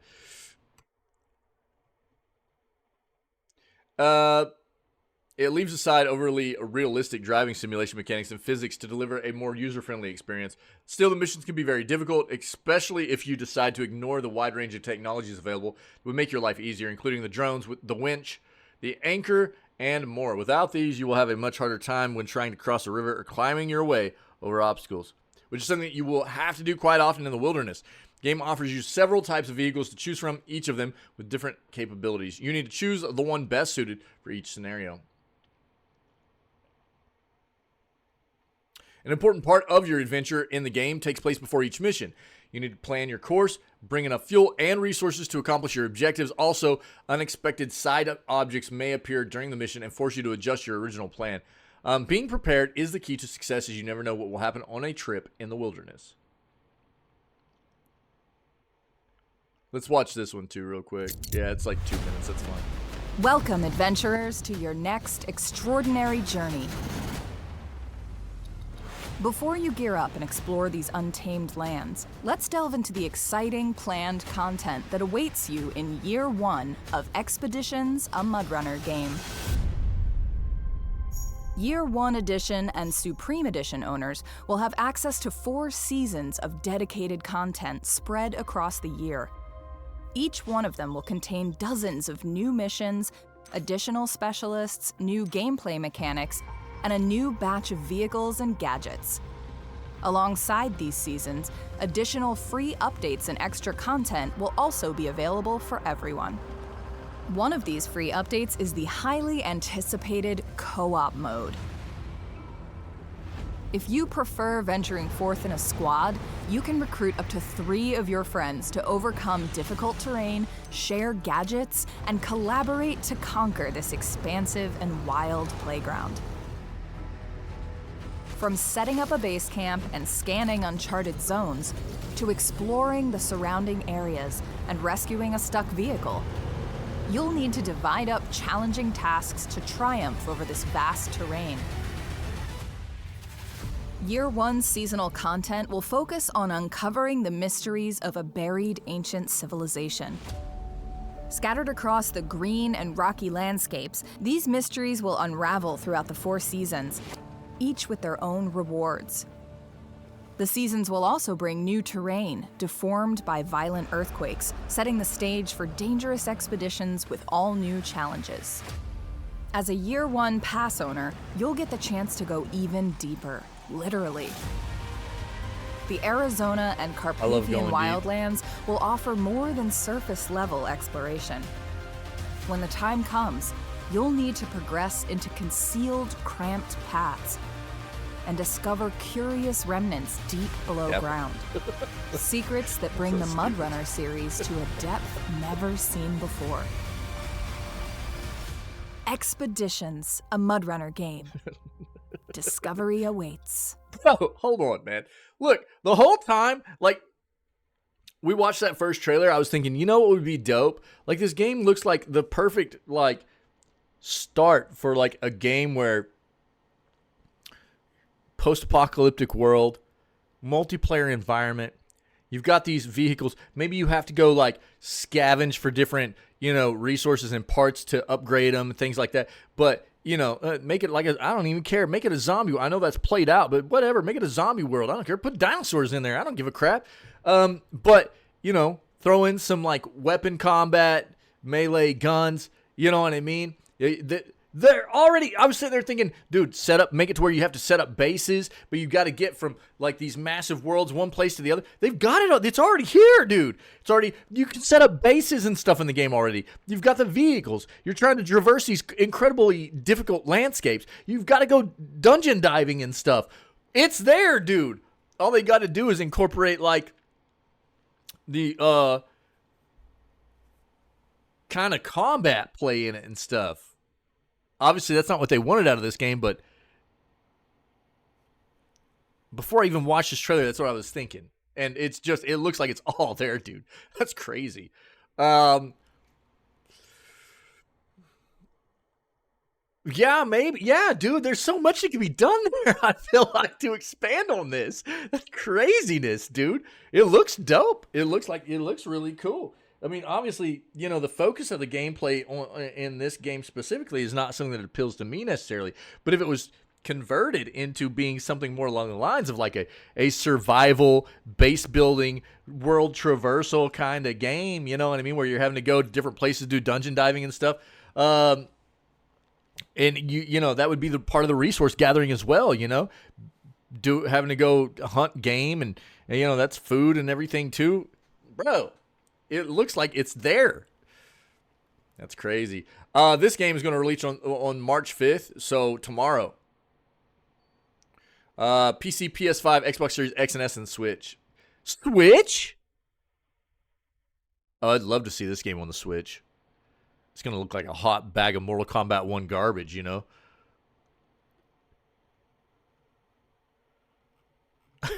Yeah, dude, I'm sorry. I can't believe that these types of games are releasing on the Switch. Like, give me a break, man. All right, moving on. A modern Oregon Trail. I just want to die of dysentery, dude. Not really. Not really. The 89 gigabyte Epic Games hack may have been a scam aimed at other hackers. Self-described ransomware hackers now self-described as professional fraudsters, reportedly. Yeah. Yeah, fair. No worries, buddy. Last week's alleged Epic Games hack was a scam, so-called. Ransomware group Mogilevich have confessed, or at least are reported to have confessed, in a self-congratulatory new statement. The group has not, it now seems, stolen a bunch of login data, WIP software, and payment information from the creators of Fortnite. They were only pretending to have done so with a view to dupe other hackers into buying their tools. Interesting. Or at least that's what they're saying, they said to be saying now. I haven't tracked down the original source for Mogilevich's latest statement, and in any case, anything you read from a self-described professional fraudster should probably be treated with caution. Still, it lines up with Epic's own comments last week that there was no real sign that a hack had taken place. Yeah, we touched on this the day it got reported, and we were waiting to hear more, and here we are. To catch you up, Cyber Daily shared news of the alleged hack last Wednesday, 28 February, when it was reported that 189 gigs of data had been stolen, with Mogilevich demanding $15,000 for the data's return or purchase by another party. Epic, however, swiftly interjected that there was zero evidence these claims are legitimate. Seems that they were on the money.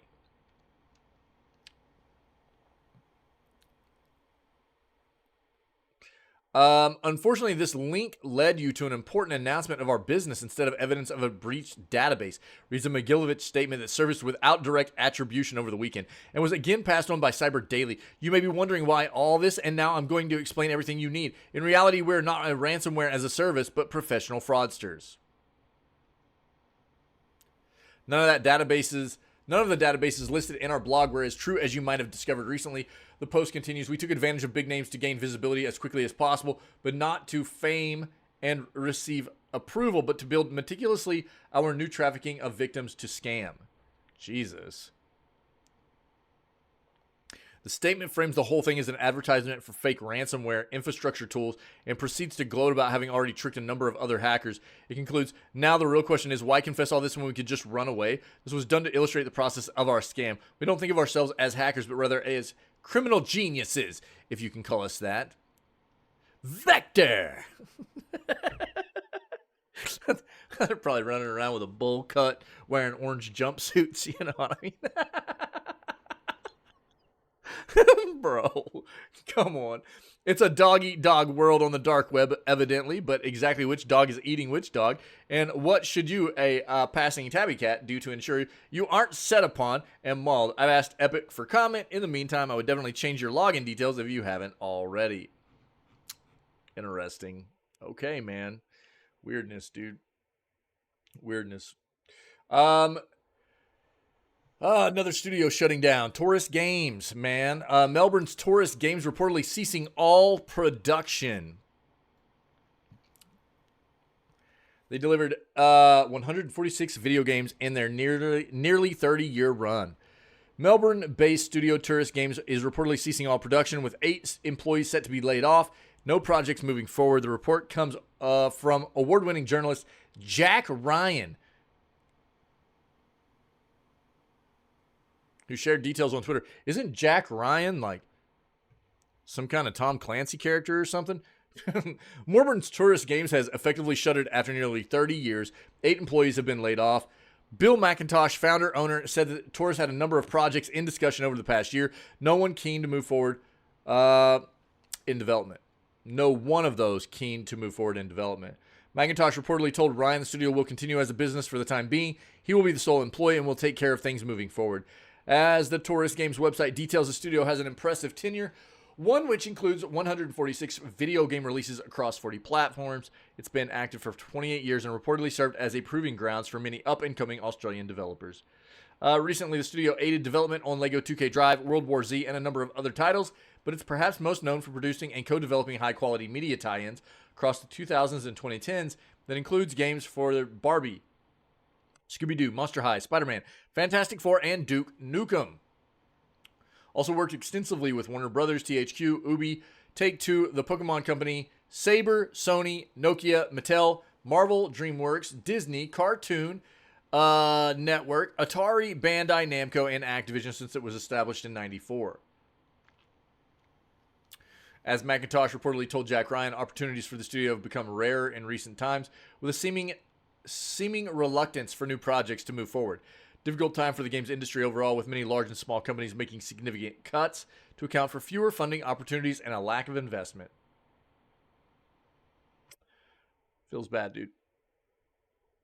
Long-standing companies dying off, dude. Just like we saw earlier this year under Embracer, Volition. Yep. Started off as Parallax. Also shut down after 30 years of incredibly good run, making a lot of historic games. It's tough to see these kinds of studios die. It really is. It's really heartbreaking. Hopefully they'll be able to make it back. It's time for Halo to pull a Destiny 2. I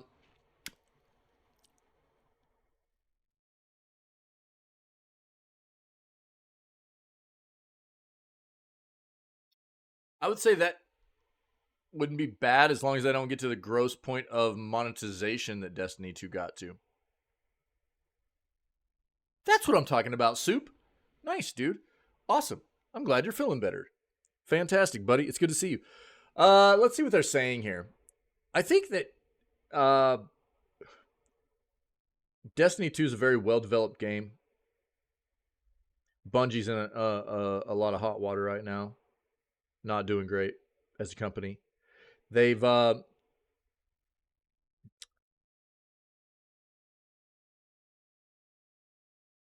I think they didn't necessarily play through the Destiny 2 content in the best way possible to appeal to a wider audience and even longtime members. I think that it got kind of scummy, to be honest. And I think Halo needs a revamp. Absolutely. I think there's a big part of what Destiny 2 has done well that Halo could learn from. I definitely think they need to learn from what Destiny 2 and Bungie did not do well. Just owned a Last of Us fan about their releases being innovative than GTA. Last of Us Part 2 is linear. GTA 6 won't be. That's what gets them riled up. Yeah, how about The Last of Us Part 2 needing a remake or remaster 3 years after release? Makes me want to throw up, dude. How gross. Throw that in their face, too. Like, at least GTA 5 didn't need a remaster 3 years after it came out.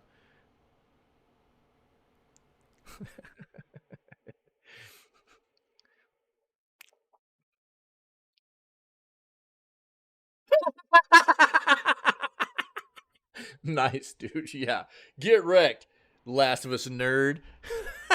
That's funny, dude. Let's see what they have to say here. Bullet points. Destiny 2's consistent updates have kept the game popular, making it a model for ongoing content in live service games. Let's be fair here, though. Their latest expansion content update was very, very poorly received, right? So there's always something to be said for generating in a live service game, or what most companies are referring to now as a game as a service. That's just a trendy keyword for the same thing. Consistent content implementations, providing more to experience for the players of the game and for potential new players to want to dive into as well, is very, very critical to the ongoing success of games that are being produced in this way, right? But the content needs to be good too. And the latest Destiny 2 expansion was not very good in most people's eyes. So yeah, consistent content updates are necessary. They're critical, but they also have to be good. Destiny 2's successful crossovers with other gaming IPs have added new and exciting elements to the game's experience. Halo Infinite could be benefit from the following Destiny 2's lead and introducing collaborations with popular gaming franchises. There's no doubt that Halo's fallen off over time. You remember when yo, Axel, what's up, buddy? This week in gaming news, people are still trying to get Pal World and Pokemon to go to war. Project Zomboid development slow as always. Sorry, dude. Kirby declares zombie invasions unrealistic and says there's just too many zombies in Project Zomboid. Like the ratio to houses to zombies is out of whack. Yeah, dude, that makes sense. Yeah, I get that. Last of Us seriously needs to stop being remastered. It keeps winning game. Yeah, why? Yeah, agreed. Yeah. Literally every one of Axel's friends. Yeah. I think it's insane that The Last of Us is being remastered 3 years after release. It's so stupid. Yeah, I'm so adamantly against that. And everybody's like, well, I didn't play it on PS4, and now I get to play it on the PS5 with the PS5 graphics. And my mama said, shut up, dude. You can play the PS4 version on the PS5. The remaster was not necessary. It didn't need to be upgraded. There's two different issues on this front where there are games that are like 13 years old, like RDR1, that are getting ported over to modern consoles, and you can't even get a remaster, let alone a remake. And then you've got games like The Last of Us Part 2 getting remastered 3 years after release. It's insanely stupid. It makes Naughty Dog look boring. It makes them look like they don't have anything else to work on. And it makes them look like all they're trying to do is scum money out of their fans. It's so gross. I'm over it. It needs to stop. As well as the fact that old games that deserve a remaster at the very least should not be ported to modern consoles without being touched and then charge $50 for them, Rockstar. Disgusting.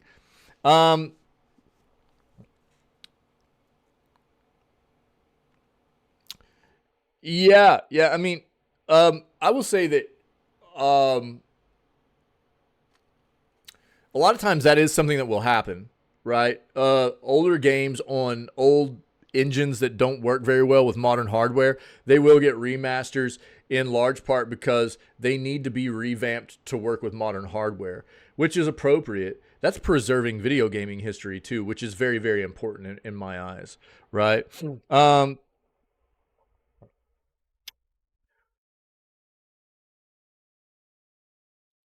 Whereas the Naughty Dog part of that, Cash? I can't remember.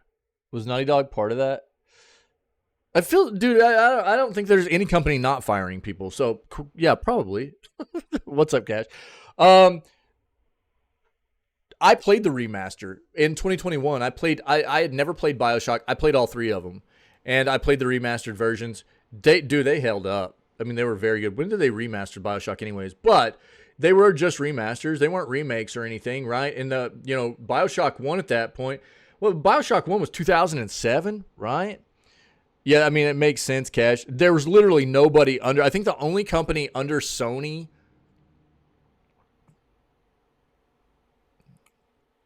Is Naughty Dog actually.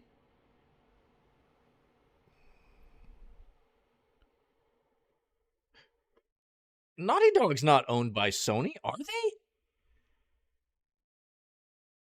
Is Naughty Dog owned by Sony?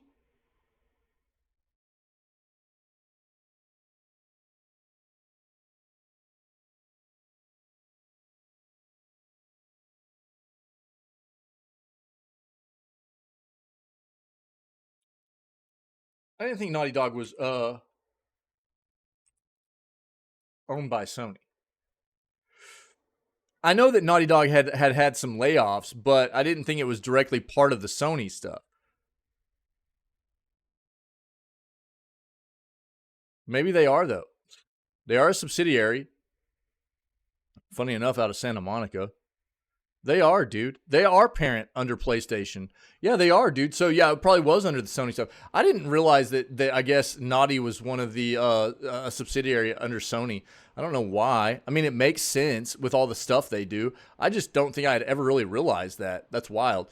Yeah, I mean, the only company under Sony and PlayStation that I have yet to hear having to have lay off people because of Sony is Santa Monica Studios that does God of War. I don't know why I was thinking that Naughty Dog was just more like Square, where they do a lot of proprietary, like first party games for Sony, but weren't owned by them. That's what I was thinking, but I was obviously wrong. But yeah, I mean, dude, it's like, I mean, we've seen everybody fire people. They are a bunch of naughty dogs. You're right. So, BioShock's definitely not the only game that's ever that's been remastered to not only give a bit of a better graphical representation of what the game could be nowadays, as well as make it run better on hardware. But there are still games from back in those times that, like, dude, we just played Fallout New Vegas. That game is from around the same time for 2010. That game's terrible on modern hardware. You have to mod the crap out of that game to get it to play on at least PC.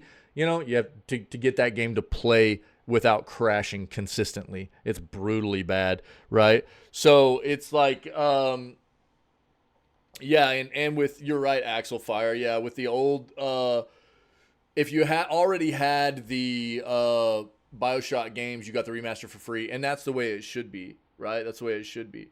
But, and a lot of people are going, well, I get the remastered Last of Us Part 2 for only $10 more because I already owned it. It's like, you should get it for free. You know what I mean? There's no reason why you should have to pay $10 for the remastered version that came out 3 years ago. That's just asinine. So that's the way I feel about that. Naughty Dogs, that's disgusting. They're just out of ideas, it feels like.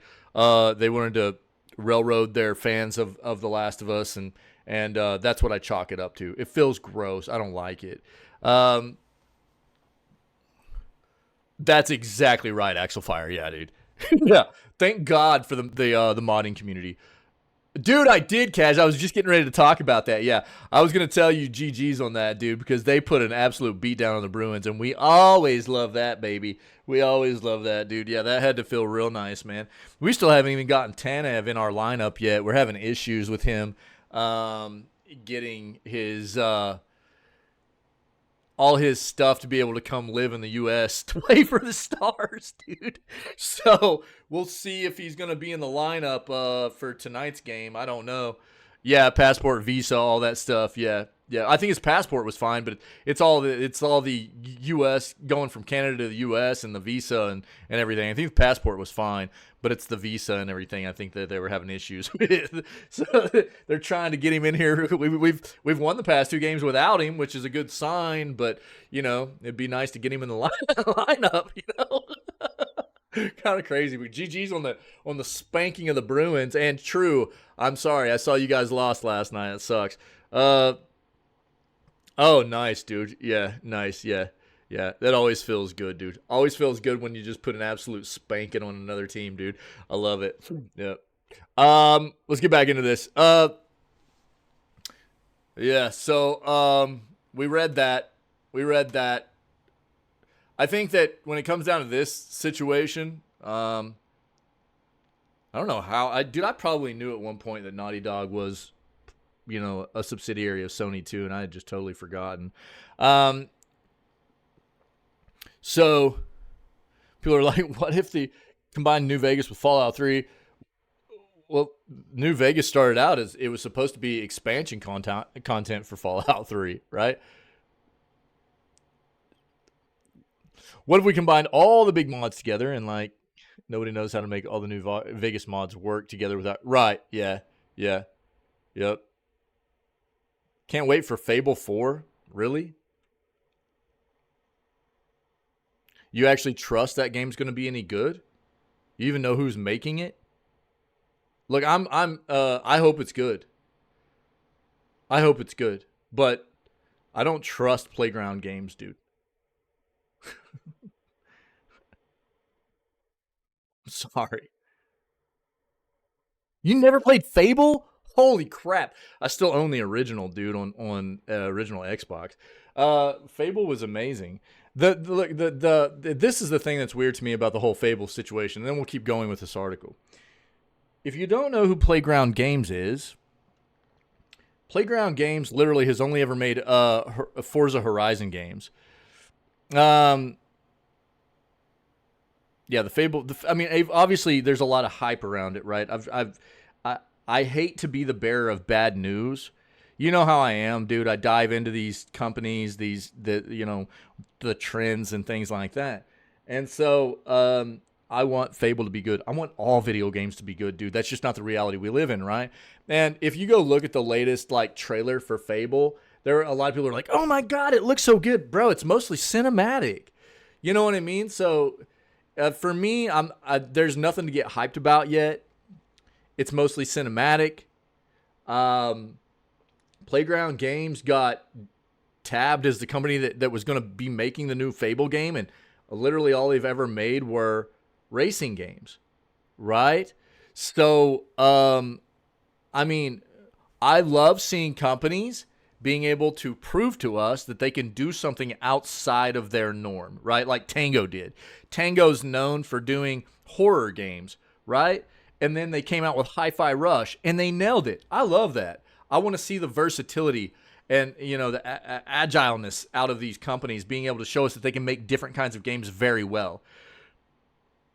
You're also tabbing a company that has only ever made car racing games and the Forza Horizon stuff to go make a long-standing, iconic RPG, which is kind of odd. Yeah? I just don't know how much there is to get excited about right now. And if you look at the more recent Forza Horizon games, they haven't been very good.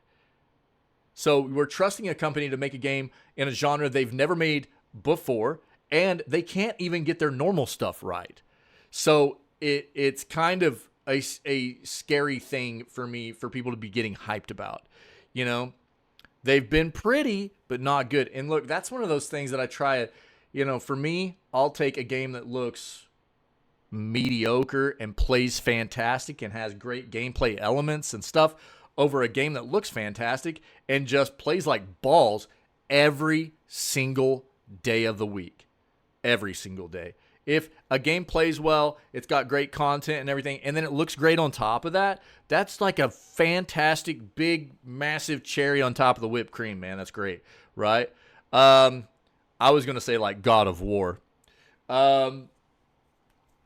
But I don't trust what Fable 4 is going to be. Never heard of her. Don't trust even remotely related to Peter Molyneux. Yeah. Isn't involved in that series anymore. His presence is felt. Yeah, I mean, I think people just need to be at least hesitant about what Fable's going to be. I think, well, the funniest thing for me about what Fable is the main character is a female, and people are losing their minds. I think it's hilarious. The main character in the game's a female. The protagonist is a female, and people are like losing their minds. Like, how dare you? It's like, really? Shut up. You know? How dumb is that? But, you know, I hope the game's good. I do. The things that I know about what's behind that makes me very, very hesitant about what it's actually going to be bringing to the table.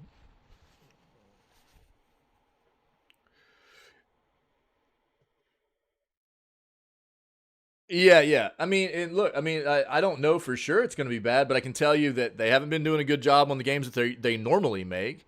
They've never made this kind of genre before. I mean, those kinds of things, I think, are definitely something that people have to keep in mind for being a bit reluctant and you know, hindering expectations of what even something as iconic. I mean, how often do we see this in the gaming industry, though, right? We talk about this all the time. How many times do we have an iconic series or universe franchise that gets brought to us and people get baited into buying it? Suicide Squad, where the content is very subpar. It happens over and over and over and over again. And it's just because people are hyped up about what the universe is. You know, Fable could be that same thing. Could be the same thing. I hope it's good. I do hope it's good, man. I really do. Because I would love another banger Fable game. I really would. But I'm very, very, from what I know about who's developing it, how they've done recently with their other games and stuff, I'm not very, you know, for me, the outlook's not there. I don't know. So they don't make Ganon the main character. People would lose their minds to include OA if they ever actually do it. I would lose my mind in the greatest way possible. I would role play as Ganon every single day that I played that game. Let's not talk about Scorn, okay?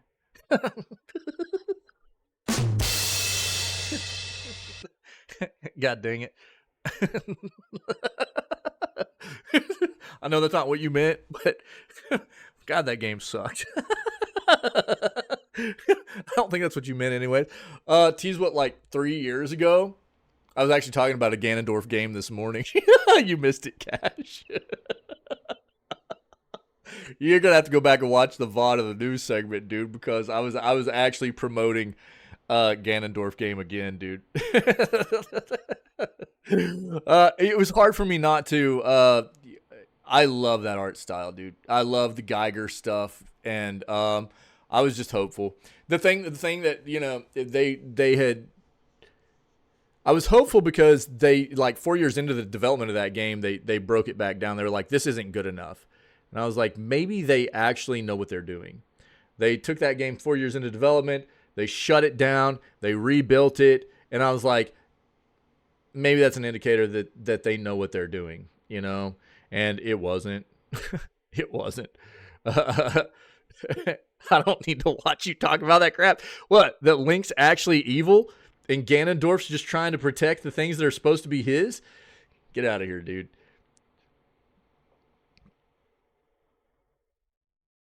Well,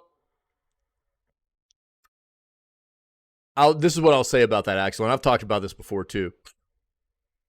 What Nintendo was able to get done in Breath of the Wild and Tears of the Kingdom on the Switch hardware is impressive. It really is. So that Switch hardware, the current Switch hardware is old as balls. It's super underpowered, and it's really a phenomenal feat what they were able to get done with a game like Breath of the Wild and Tears of the Kingdom. So artistically, it looks really good for what that hardware is. It really does. It looks great. Would it have potentially been something? And I mean, that's Nintendo's vibe too, though, right? They do the more cartoonish looking, but I mean, it's very good artwork as far as I'm concerned. You know, would it have been something maybe incredibly better on modern hardware? Probably, actually, right? But it was still very good. It was still very good, no doubt about it. The problem for me with a game, and even as incredibly amazing as it was for me, what they were able to get done with something like Breath of the Wild, Tears of the Kingdom on that hardware, because that hardware is old. It is really old. It is really underpowered. It's really impressive. The problem for me is that as somebody who usually plays games in a 120 frames per second experience, going down and playing Nintendo games, especially a game in an action combat genre like Legend of Zelda, it feels clunky because every game's made at 30 frames. And then even the Legend of Zelda games, Breath of the Wild, Tears of the Kingdom, I didn't play Tears of the Kingdom very much yet, so I can't attest to that experience. But I know that it was built on the same kind of way that Breath of the Wild was, so I guarantee you there are situations where the game drops frames and it stutters and it feels rough. I guarantee it. And for me, that's the tough thing. It's phenomenal what they got done, but it doesn't negate the fact that that hardware is busted and old, and they've needed an upgrade for a long time.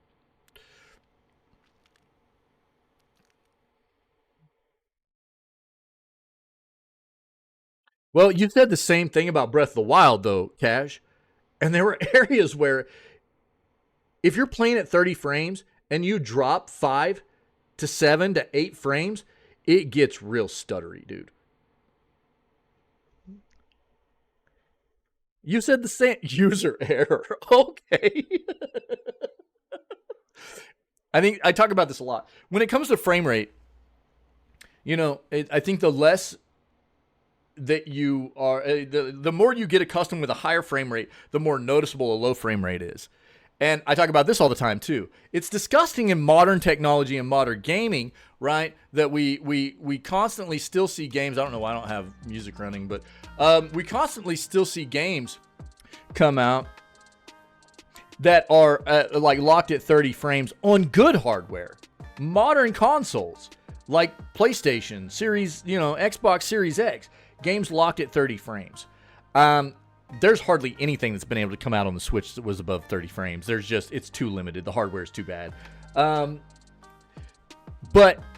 when you're talking about good, substantial, modern-esque hardware, where games are still being developed at only 30 frames, if it's not very, very consistent 30 frames, if you drop frames at all, it is so noticeable. And certain genres of games are really, really, really bad for anything below.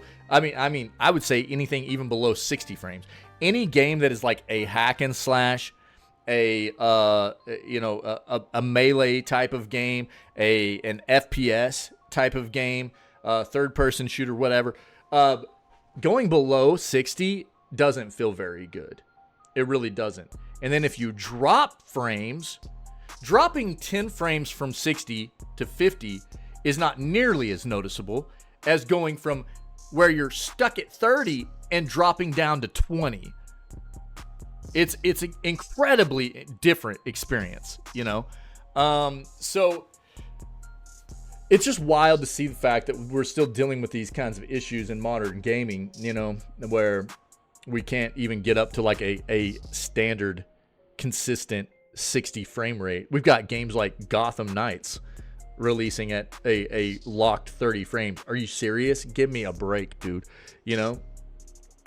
Part of it's a development issue. And part of it is the fact that some of these developers look at the consumer base and go, all they care about is what a game looks like, not what it plays like. And so they just gravitate straight towards making sure a game looks as good as possible and not about performance. Headache's gone, wallet spawn. Let's go, dude. So I'd say, in Kaj's defense, Breath of the Wild, most areas didn't feel bad. Most areas felt very solid 30 frames. But there were definitely, like the Deku Tree area and stuff, bro, the frame drop was incredibly molding. And there were other areas too where it would get kind of nasty from time to time. And if you're stuck at 30 and you drop 10 frames, it feels real clunky. It does. But most of the game felt very good. I will absolutely defend that. I will. It just sucks whenever you're stuck at 30 and you drop frames. And I mean, that's just a fact. It's just a fact. If you're already at a low frame rate, locked, and then you drop frames, it's gross.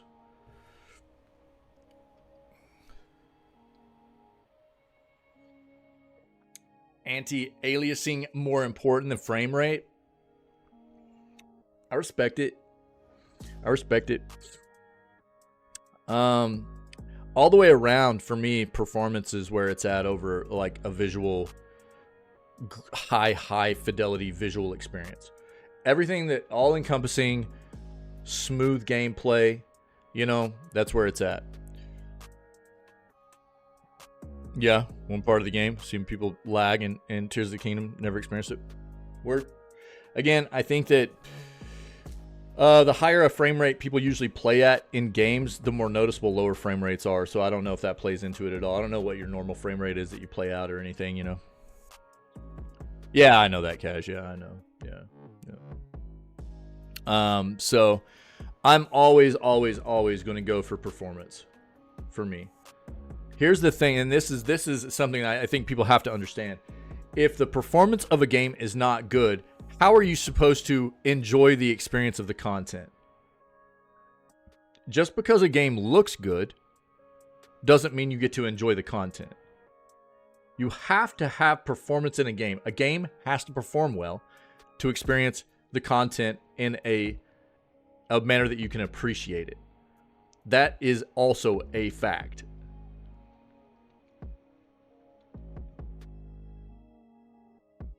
Oh, you've actually seen it pause for other people.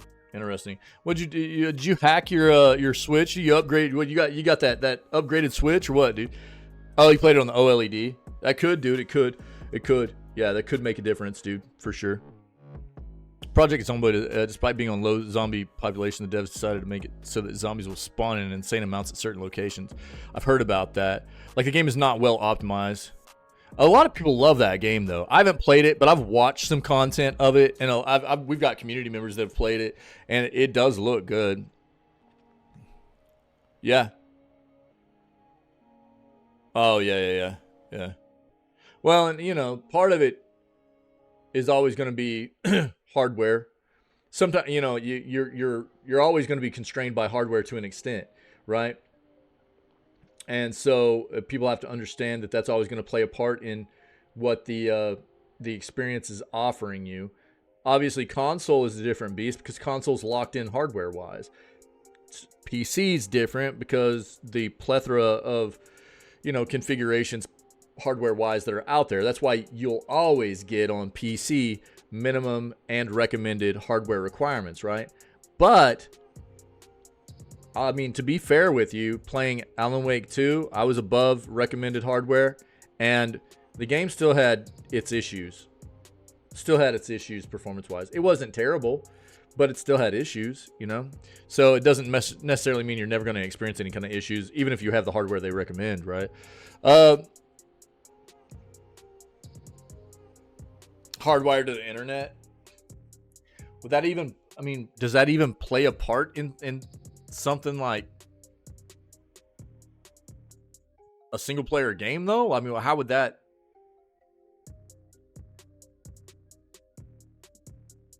I don't know how the internet would play into Tears of the Kingdom. Unless there's something with Tears of the Kingdom I'm not aware of that requires internet.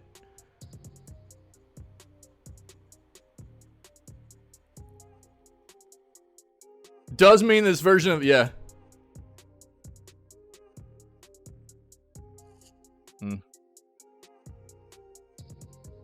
I mean, one way you could science that is just turn off your internet on the console itself, right? And then play Tears of the Kingdom. Let's see if you still have those issues.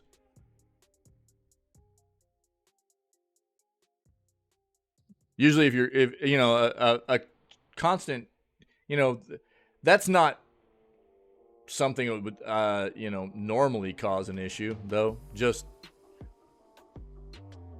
Wi-Fi checks and stuff in the background. But, I don't know. That hardware is old, man. So, who knows? Yeah, you're not wrong, Axel. Yeah. Yeah. There are a lot of games that do that kind of, like, I mean, even take a low graphic style game in the same realm as like what Project Zomboid is, right? So take something like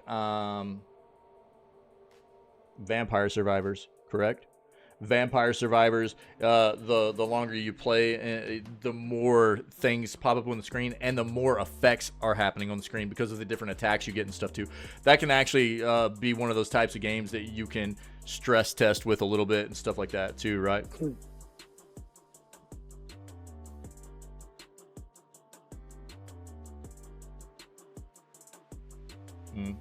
Yeah, I mean, I guess that could be a thing, Cash, yeah.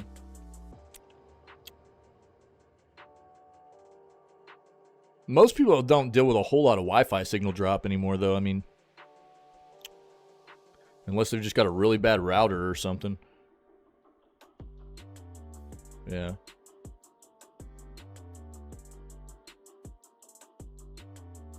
Yeah. Could, I mean, I'm not, yeah, I mean, it definitely could be, dude. Yeah, it could be. Look, I mean, being somebody that's IT professional by trade, I've seen way more wild things cause issues for technology than something like a Wi-Fi connection. You know? Well, not necessarily. It depends on where your router's at, Cash. If your router's in the basement too, dude, you're fine. And if you're in a meshed system, then you don't have issues either. If you got a meshed router system, right?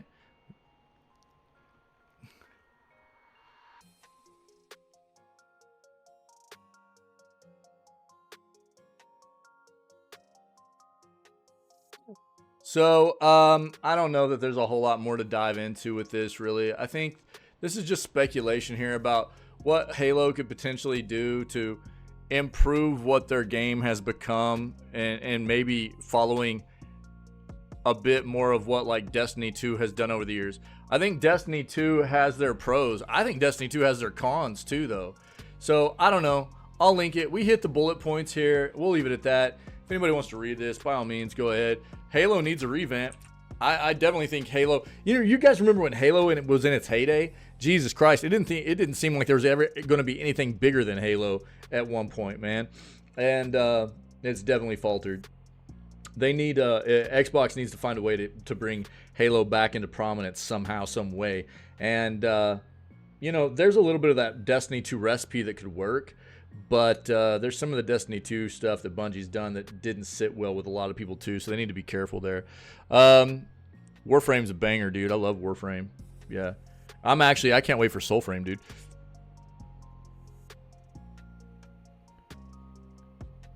Talking like internet providers actually give you what they say you're giving you depends on the internet provider.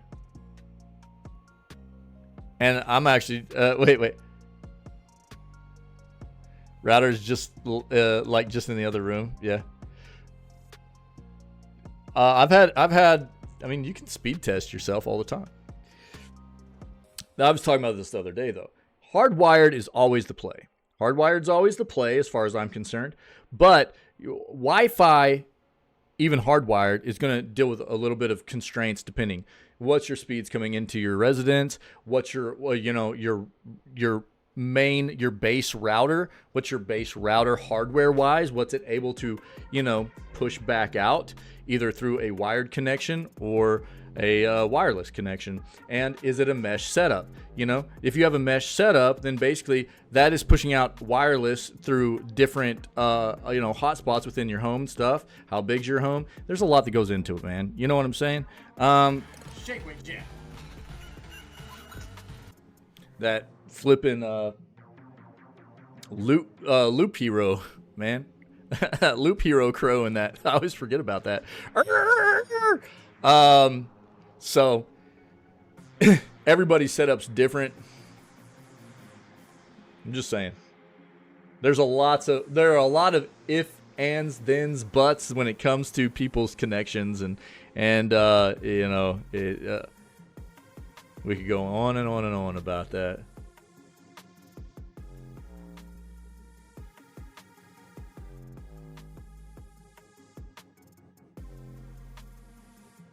Live in the woods, so although my connection is stable, it's weak. Yeah, slow. Yeah. No, I mean, so I live in a much smaller area than I had over most of my adult life. Most of my adult life, I've lived, either in big cities or, right outside of big cities. And the ISP options, internet options were vast and very, very, fast. So now I'm pretty constrained with my options, and luckily I have something good enough to be able to stream, but it's not great. So it gets the job done. It could be worse, you know what I mean? Big City OA, yeah. Big City Oatmeal, dude. That's what my nickname was back in the day in those, yeah. Running through the concrete jungles, FF7 Rebirth is fun. I'm glad you're back into it, Soup. Yeah. So, give it a little more time after my burnout. Good. Nice, man. Nice. I'm glad it's working for you. Let's see what this is about here. Brother.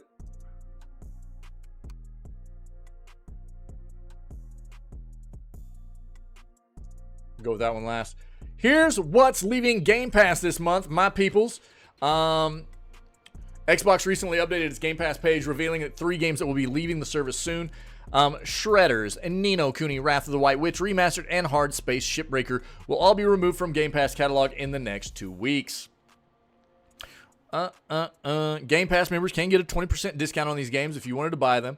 I will link this so you can take a look at the trailers and stuff, but that's what's leaving, guys. Cool.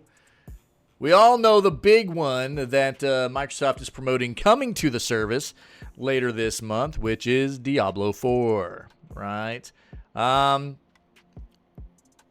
So right here, if you didn't already hear this, we've got Lightyear Frontier, which is kind of like a sci-fi mech runner, cozy-styled farming sim game. Kind of wild. MLB The Show 24, Diablo 4, Uden Chronicles 100 Heroes, and Senua Saga Hellblade 2.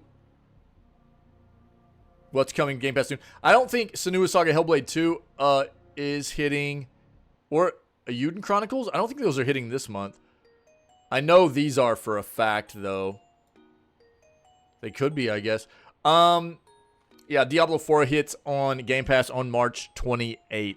All right. So if you need more out of this, I'll link it to you. Tunic's the best game on Game Pass. I respect that notion. I haven't played it, but what I will say is I would probably say Hi-Fi Rush. Sea of Stars, I really need to play that one. I need to play that. I need to play Tunic too. I don't know if I'm going to be able to find a place to put Tunic in, but I definitely have Sea of Stars in my sights to be played. I really want to play that game. So we've got a lot on the agenda right now, though. Probably play a little bit more RoboQuest. Trying Balatro today. We've got Unicorn Overlord starting either Friday or Saturday, depending on when I get the game to my residence. Then it'll be Dragon's Dogma 2. Then it'll be No Rest for the Wicked. There's a lot coming up, man. It's kind of crazy. But I really want to play Sea of Stars. I know you said it was a banger. A lot of other people loved it. It was basically Indie of the Year last year, which was great. I really want to try it out. Last but not least, here's the copium for Soup, dude. Find about 5 or 6 other games on your schedule. Skip away tuning. Well, I've got more time on. I started playing Stardew, and it really I played a few days of it and was like, this isn't a game I want to stream. Started playing Stardew. It was not a game I want to stream. It's not. That doesn't mean I think it's a bad game. It's just not a game that I want to do content-wise. So I had a lot of time in the schedule prepared for Stardew, knowing that I probably wouldn't put all that time into it, but there are a lot of summer months where we'll be getting a lot of game drops and everything too. Ghost of Tsushima is not on the schedule right now. That's going to be getting announced by Sony here pretty quick for PC. That's going to be going into the schedule. We got a lot to talk about. Doesn't mean Tunic wouldn't get played, you know? Yeah. I mean, and that's what I immediately started realizing was like, for me and the kinds of games that I like to play and the games that I like to stream, it's not really there. Stardew's not really that for me, you know? I think it's something I'm actually still considering maybe playing with, like, offline with my kids or something like that. And maybe my wife, if she wants to get in on it. But as far as something to stream, it's not really there for me. You know, it's just not, it's not it. So, GTA 6's, by the way, Stardew Valley update 1.6 is hitting this month. So, new content, a lot of new tools for moderators and stuff. Looking really good for everybody that's into that game. Stardew Boo, Soup, you don't know.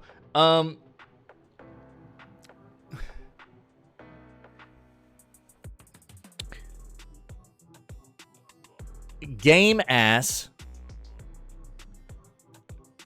even without the P, is still going to be 100 times better than PS Plus.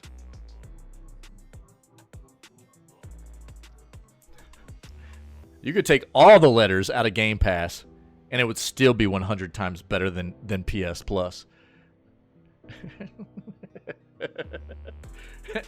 PS Plus has first party way after they were released initially. Way after.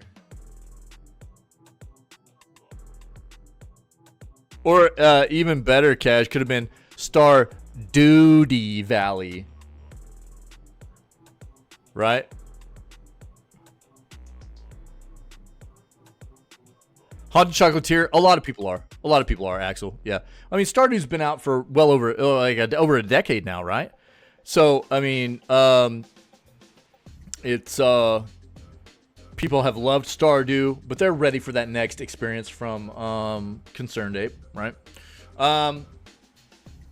You say you want to. This is the argument that Soup wants to provide me. PS Plus has first party. Xbox does too. Game Pass does too. You know, here's the difference. Game Pass releases first party games day one.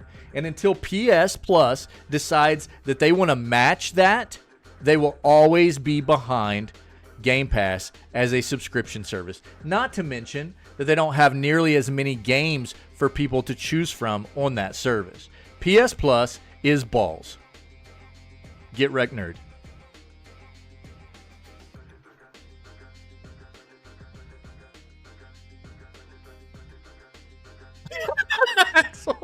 I do not condone piracy. I understand why people do it, but I can't condone it. I'm about promoting a healthier video gaming industry. You know what I mean? See, there you go, Cash. This is the thing you'll find out about Soup, though. Soup's one of those people that he's like, if it's not AAA, I'm not going to play it. If it's not a AAA game, or if it's too hard, then it sucks.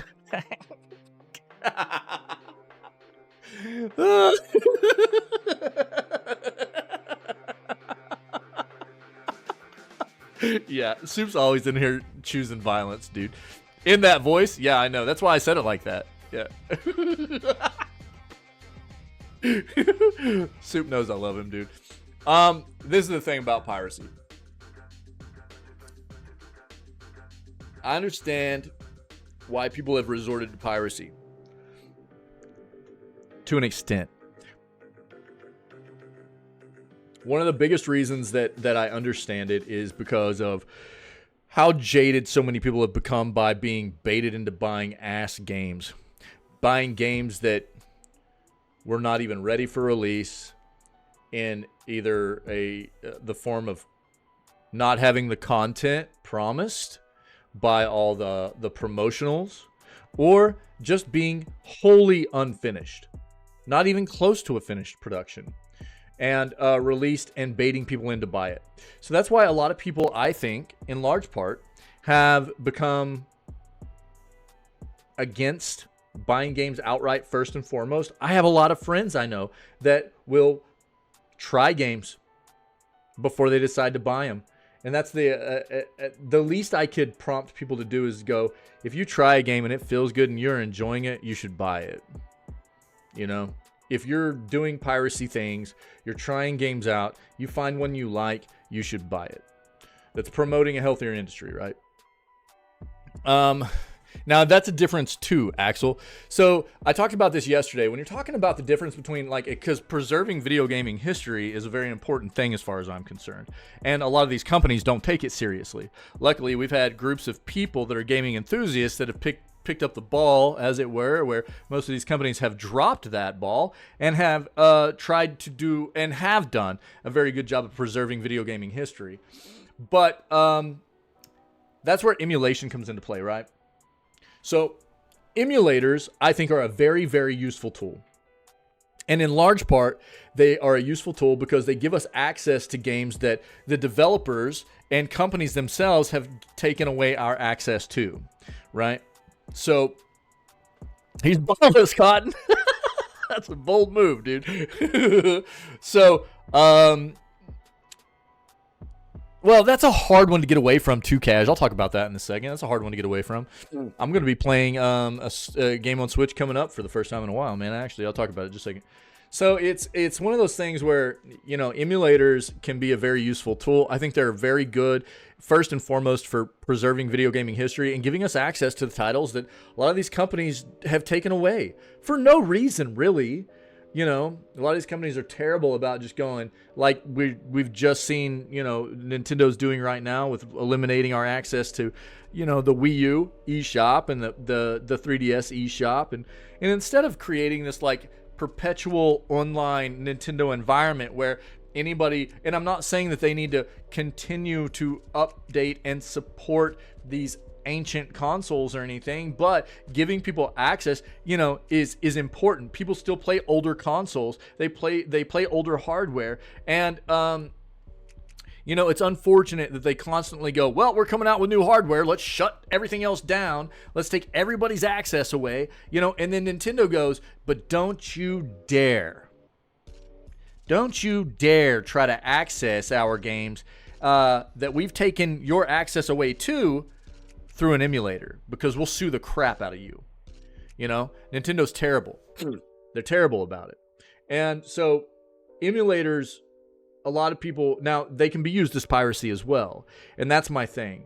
I think that emulators are very good, very useful tool on a lot of fronts, but it can still be used as piracy. People that are using things like emulators to circumvent having to pay for hardware, circumvent having to pay for software, they're just, you know, stealing.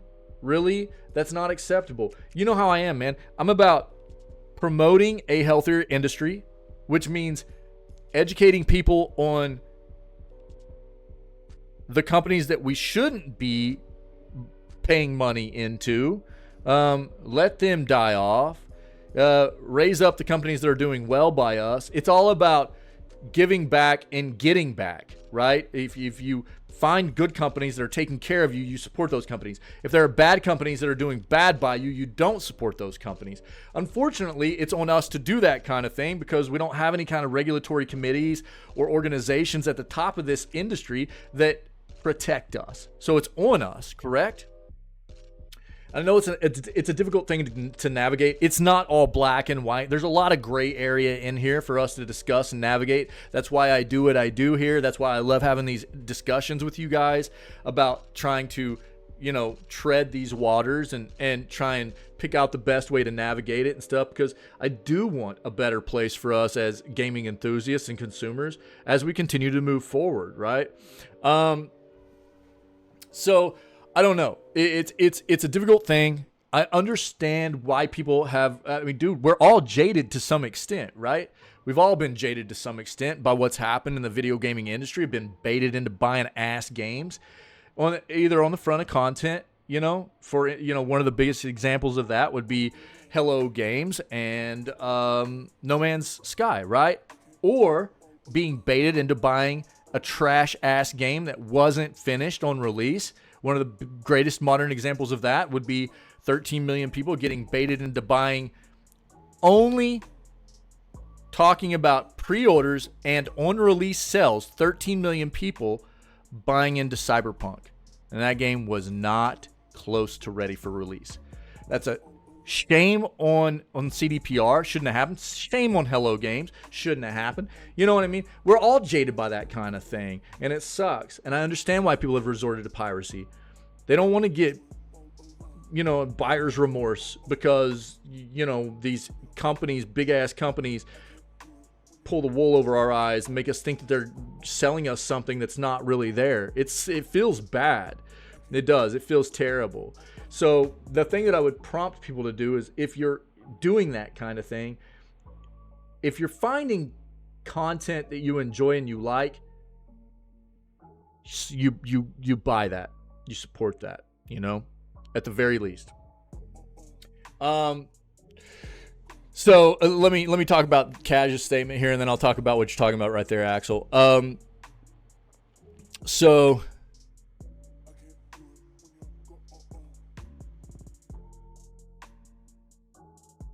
it is illegal. Piracy is illegal. Yeah, I mean, it is. But it also, I don't think, two wrongs don't make a right. You know what I mean? And again, for who I am about video games and everything like that, I want to promote a better place for us moving forward, right? Cyberpunk is supposed to be this, and okay, so let me address this whole Cyberpunk thing you guys are talking about now, because we've gotten into this bad mindset, I think, as gaming enthusiasts and consumers together, where literally I have videos on YouTube about this exact thing, what we're about to talk about here. Specifically, CDPR's MO nowadays has become release a game in a very unfinished state. It baits a ton of people into buying a game that is unfinished and should have never been released when it did. And then they actually are really good at adding additional content to it, and they fix the game afterwards. But needs to be capitalized here. They don't get awards. They don't get kudos. They don't get a pat on the back. Anything like that for finally making that game what it should have been on release. It doesn't negate the fact that that game should not have been released when it was. And they should not get any kind of accolades for finally putting the time in to make the game what it should have been on release. It's a terrible mindset by us as enthusiasts and consumers, because what it does is it allows these companies to keep getting away with doing the same crap to us over and over and over again. So yes, is Cyberpunk good now? I do. I think the game is probably fantastic, right? I think that their expansion, Phantom Liberty, is supposed to be phenomenal as well. But it's the same exact thing that they did with The Witcher 3. The Witcher 3 was balls. It was totally buggy.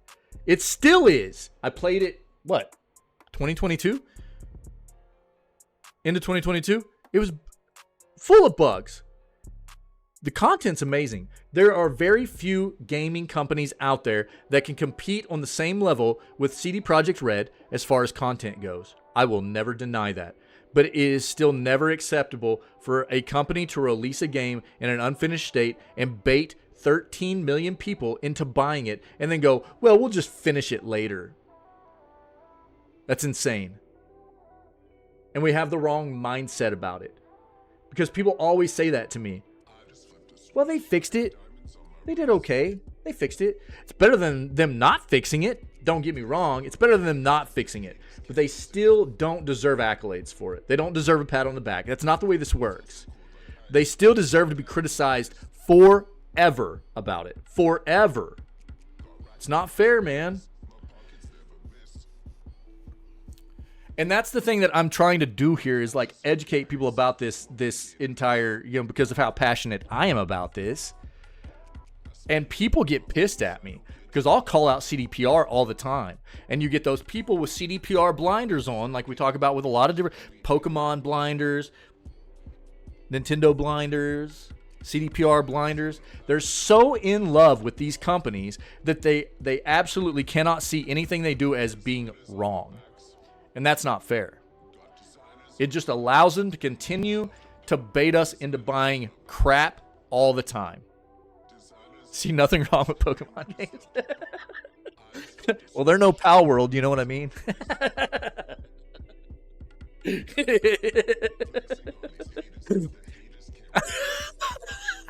Gosh, nice, dude. Nice, dude. Nice emote. So I get riled up about this kind of stuff because I am passionate about it and because I feel very strongly that this is, a bad mindset for us as consumers to have about this process. You give these companies an easy out, right? Just like Respawn with the last 2 Jedi games. They released those in a terrible state. People, they still make a ton of money off of them? Absolutely. They made a ton of money off the Jedi games, even though it took them forever to fix Jedi Survivor issues. And it was balls on all platforms, man. That's not okay. It's not cool.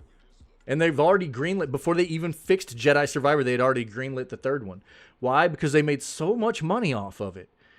They made so much money off of selling an ass game that it was performance-wise unoptimized on every platform. They greenlit the 3rd one. Go EA, dude.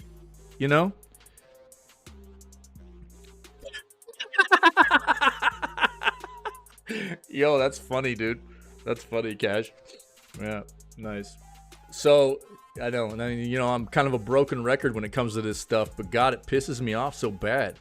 And until, more people get on the same mindset and the same front about how to treat these massive companies that treat us poorly, quit supporting them for doing this kind of crap to us over and over, it's not going to change. It's just going to stay the same way. It's actually going to get worse. It'll just keep getting worse and worse. So the whole CDPR thing, I haven't bought Cyberpunk because I didn't feel that, CDPR deserved my money. They baited way too many people into buying an ass product. That's not fair. And so for me, it hasn't felt, I haven't gotten to the point where I'm like, yeah, it's probably okay to go. I got close here recently because now they have the complete edition. Apparently the game is very, very good. The performance issues are minimal now. The complete edition has the DLC in it as well. And you can get it for a pretty decent price tag, especially on some sales and stuff. So I want to play it.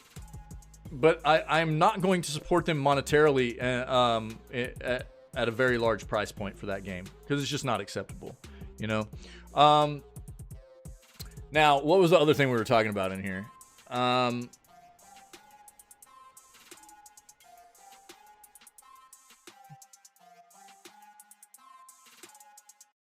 Let's see here. I missed something, dude.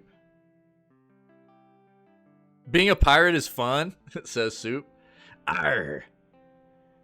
I'm all about looting that booty. You know what I'm talking about.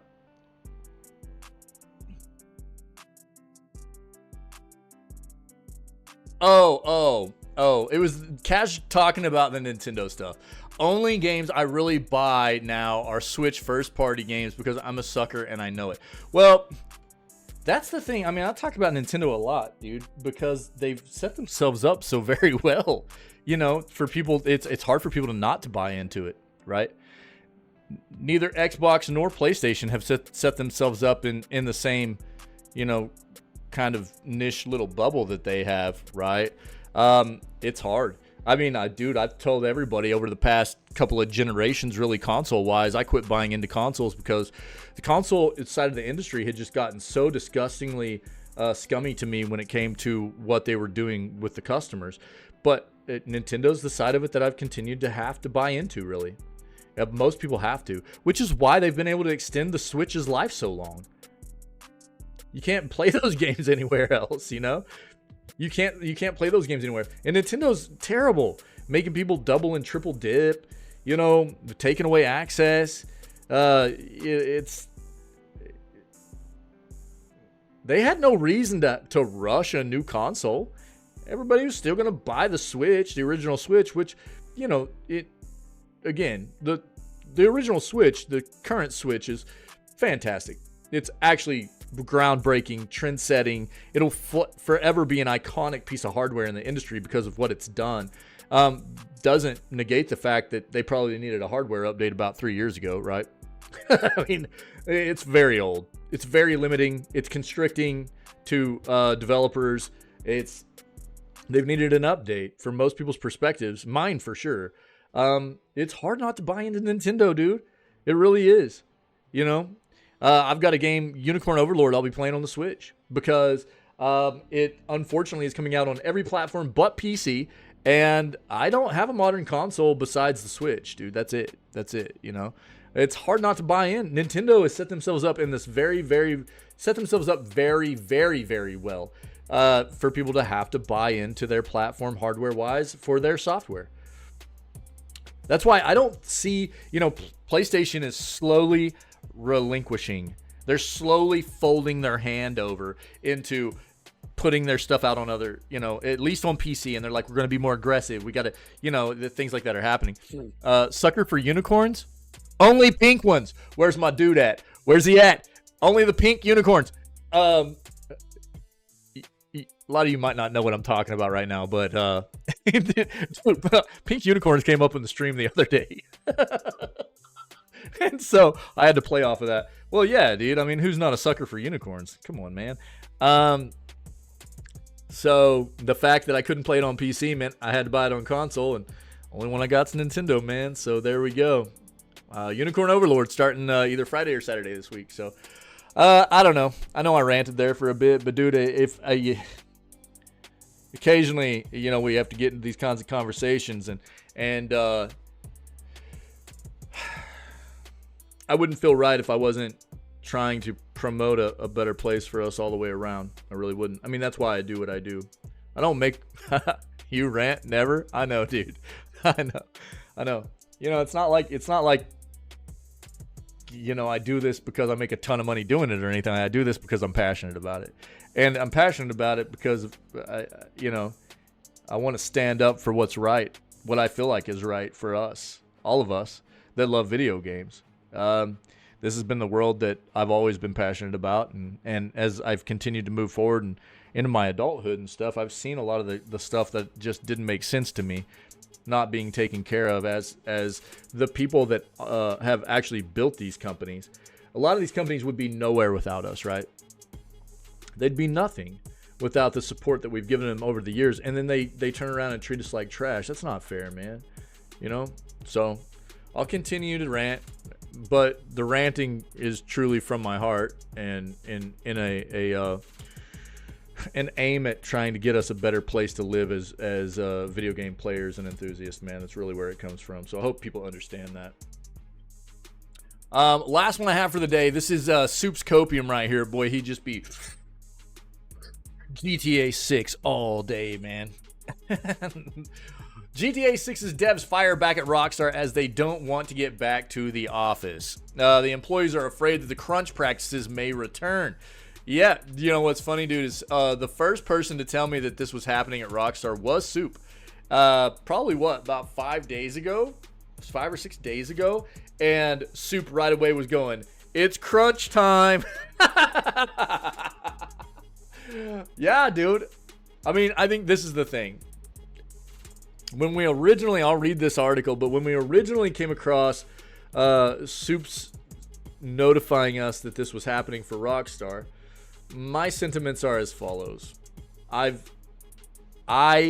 during the height of the pandemic was managing an IT section of like, close to 20 people. And I had to figure out a way to manage that section the best I could with providing as much remote work as possible. And so I did just that. I was there most of the time on site because I needed to be. But I did the best I could to provide remote working capabilities. And in my experience, this is what I found. Just like with most workplaces, you've got a small percentage of people that are very good at what they do, require very little oversight, anything like that. Then the meat of your employee base is pretty competent. They don't need a lot of micromanaging or anything, but they do need you around most of the time, right?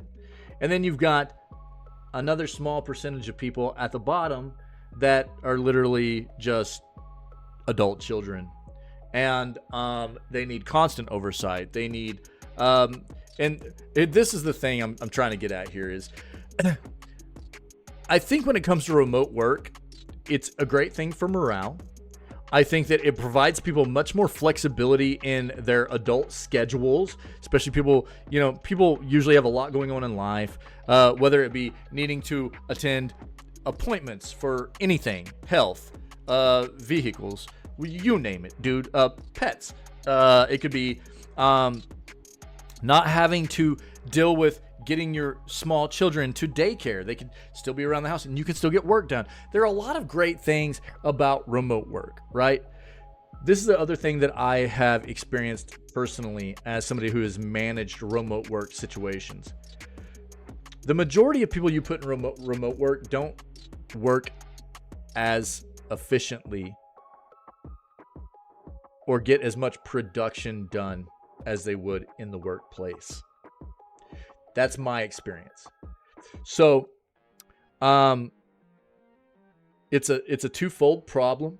I think that any workplace where the employees have a higher morale, their efficiency and productivity goes up. But there's also an issue with people having freedom of not being in a workplace where they feel like they can get away with more non-work activities. Yeah, Cash. So again, I think there are some people that are very, very good at it. Some people you can rely on day in and day out to always get their work done, to continually produce as good or even maybe better than they would have in the office, as it were. Then there's a large chunk of people that don't, and so I understand both sides of this. I've seen both sides of it, and morale is a huge thing for employees, though, right? It really is. And it's really hard to narrow down the best way to navigate these kinds of situations. So, I don't know. I agree with you. But at the same time, I mean, and I think that, with the pandemic brought about this entire premise of we can actually get work done in many circumstances, in many industries, in a remote work fashion, where maybe we had just gotten accustomed to the fact that we'd never tried it. We'd always done things in the office, And so I think that what has to change is figuring out ways to be better about setting goals, performance appraisals, things like that, based on the premise of remote work, rather than what was always done in the office. And if people aren't meeting those expectations, they're gone, right? So that's one of the things that I think has to be done to ensure that people are still getting their work done. But I agree. The flexibility of it all is fantastic. And that's the thing that should be there is, it's not like because you're remote working, you still have to get all the work done, and every situation is going to be different, right? I mean, it depends on what kind of projects you're working on, what kind of industry you're in, what kind of team-based, situation you're kind of dynamically incorporating into this. But the collaborativeness of things, communication's key, but the more flexibility you can give people, the better. And as long as they are taking care of their objectives, hitting their metrics, then things are good, right? And the people that don't need to be done away with. That's it.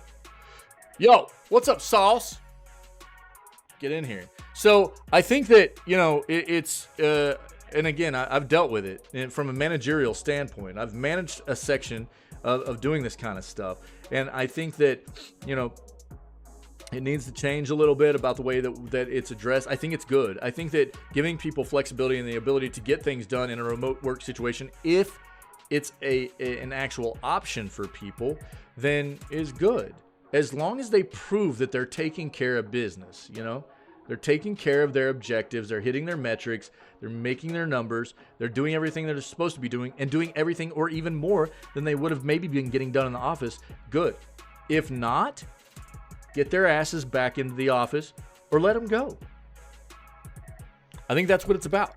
Welcome in, my friend. Happy flipping Monday. But let's talk about this now that I've gotten my sentiments out there about, and there's always going to be, we know GTA 6 is close. Rockstar, we've talked about this before. Rockstar is like, everybody get your asses back into work. And I joked about it before with Soup, but it was like, make sure that whenever you get back into the office, you've got your sleeping bag, you've got your hot plate, don't forget your pillow, because it does almost feel like they're going, yo, get ready for the crunch. Yeah, because we know you don't need family, you have Rockstar. Yeah, I mean, it does kind of feel like that, right? It does kind of feel like they're going, yo, we've got a big release coming, so you guys just get prepared to be here and stay here, I mean, I hope that's not the case.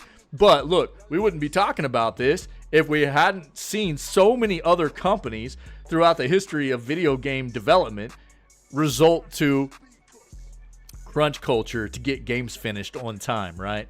Which is not taking care of your employees, dude. It's really, really bad. So GTA is such a huge franchise. Yeah, Sauce, it is. Now we got Soup and Sauce on the GTA Copium, dude. Let's go. Start your crunch engines. Yeah. So employees are afraid the crunch practices may return. So last week, we reported that Rockstar wanted the developers working on the upcoming GTA 6 back in the office as the studio was nearing the final stages of the game's development. The company stated that this step would help prevent the leaks Rockstar had been facing.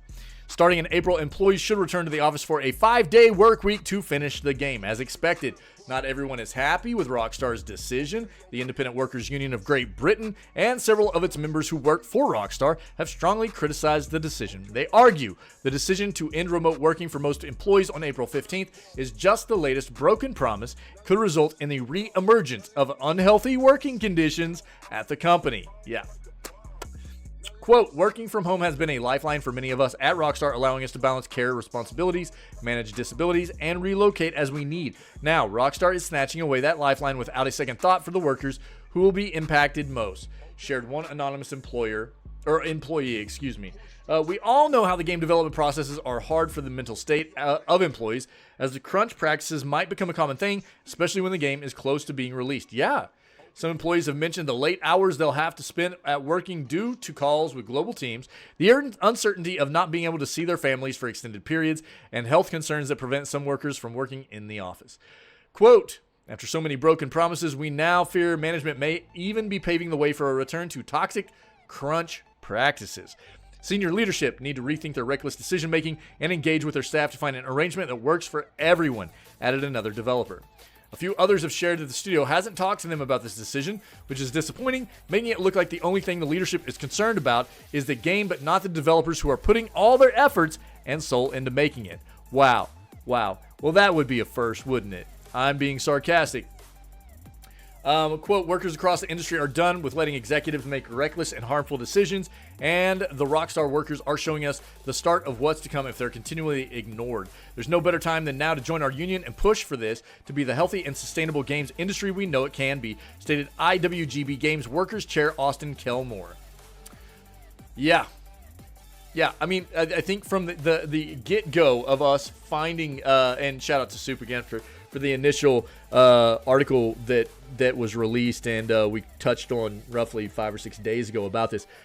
I mean, we joked about it, but it's because the potential for this to turn into what everybody's afraid of here is I mean, it's there, right? We know that. What are you guys saying?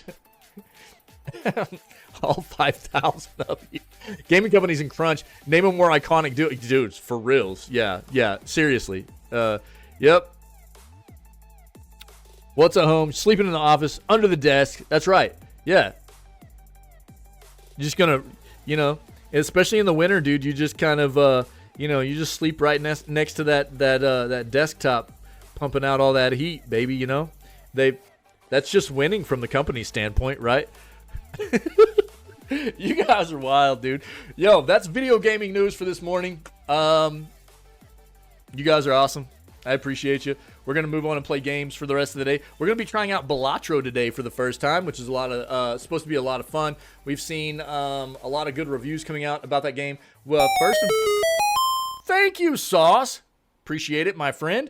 A new follow there. We'd seen, first and foremost, Balatro was getting some kind of, I guess, a little bit of notoriety coming out of Steam Next Fest. And then after it released, a lot of really good reviews and stuff. So I decided, why not take a few days, try out Balatro before we dive into Unicorn Overlord, okay? So that's what we're going to do. About to get addicted to Balatro? Yeah, I know that, dude. Yeah, I'm kind of afraid of that. I'm kind of afraid that's what's going to happen, dude. So, for anybody that's not familiar with what we do, man, this is how we start off all of our streams. We're live 6 days a week. Every day but Wednesday, we begin with video gaming news. We try to dive into everything that is current. We do searches to find out any kind of new news that we haven't touched on yet previously in other video gaming news segments. Try to promote a healthier industry for us as consumers and gaming enthusiasts, and maybe shine a light on some of these scummier companies in the industry that are not doing right by us, right? After we finish that, we always go on and play games for the rest of the day, like we're about to do right now with some Balatro. We're always looking for more people to be a part of what we do here. We have an amazing community that's always about presenting a welcoming atmosphere for people, creating substantial relationships, friendships with one another, centered around gaming, obviously, but it's all about, being civil. We're never going to agree totally on everything, but be civil about things, and just spreading good vibes, man. So if you can dig that, come be a part of what we do whenever we're live, and just come be a part of this amazing community we have already. So to everybody that's always here and always a part of what we do, thank you very much. Thank you for the awesome news segment this morning. And let's get prepared to go play some video games for the rest of the day. So until our next video gaming news segment, which will pop off tomorrow morning at 6 a.m. CST CDT, that would be 7 a.m. Eastern or 4 a.m. Pacific time. I want to run us an outro. You guys stay healthy, stay safe, be kind. Stream's not going down. Outro is just going to segue us out of the news segment and get us prepared to start playing video games. But you guys rock. I'll see you in 1 second.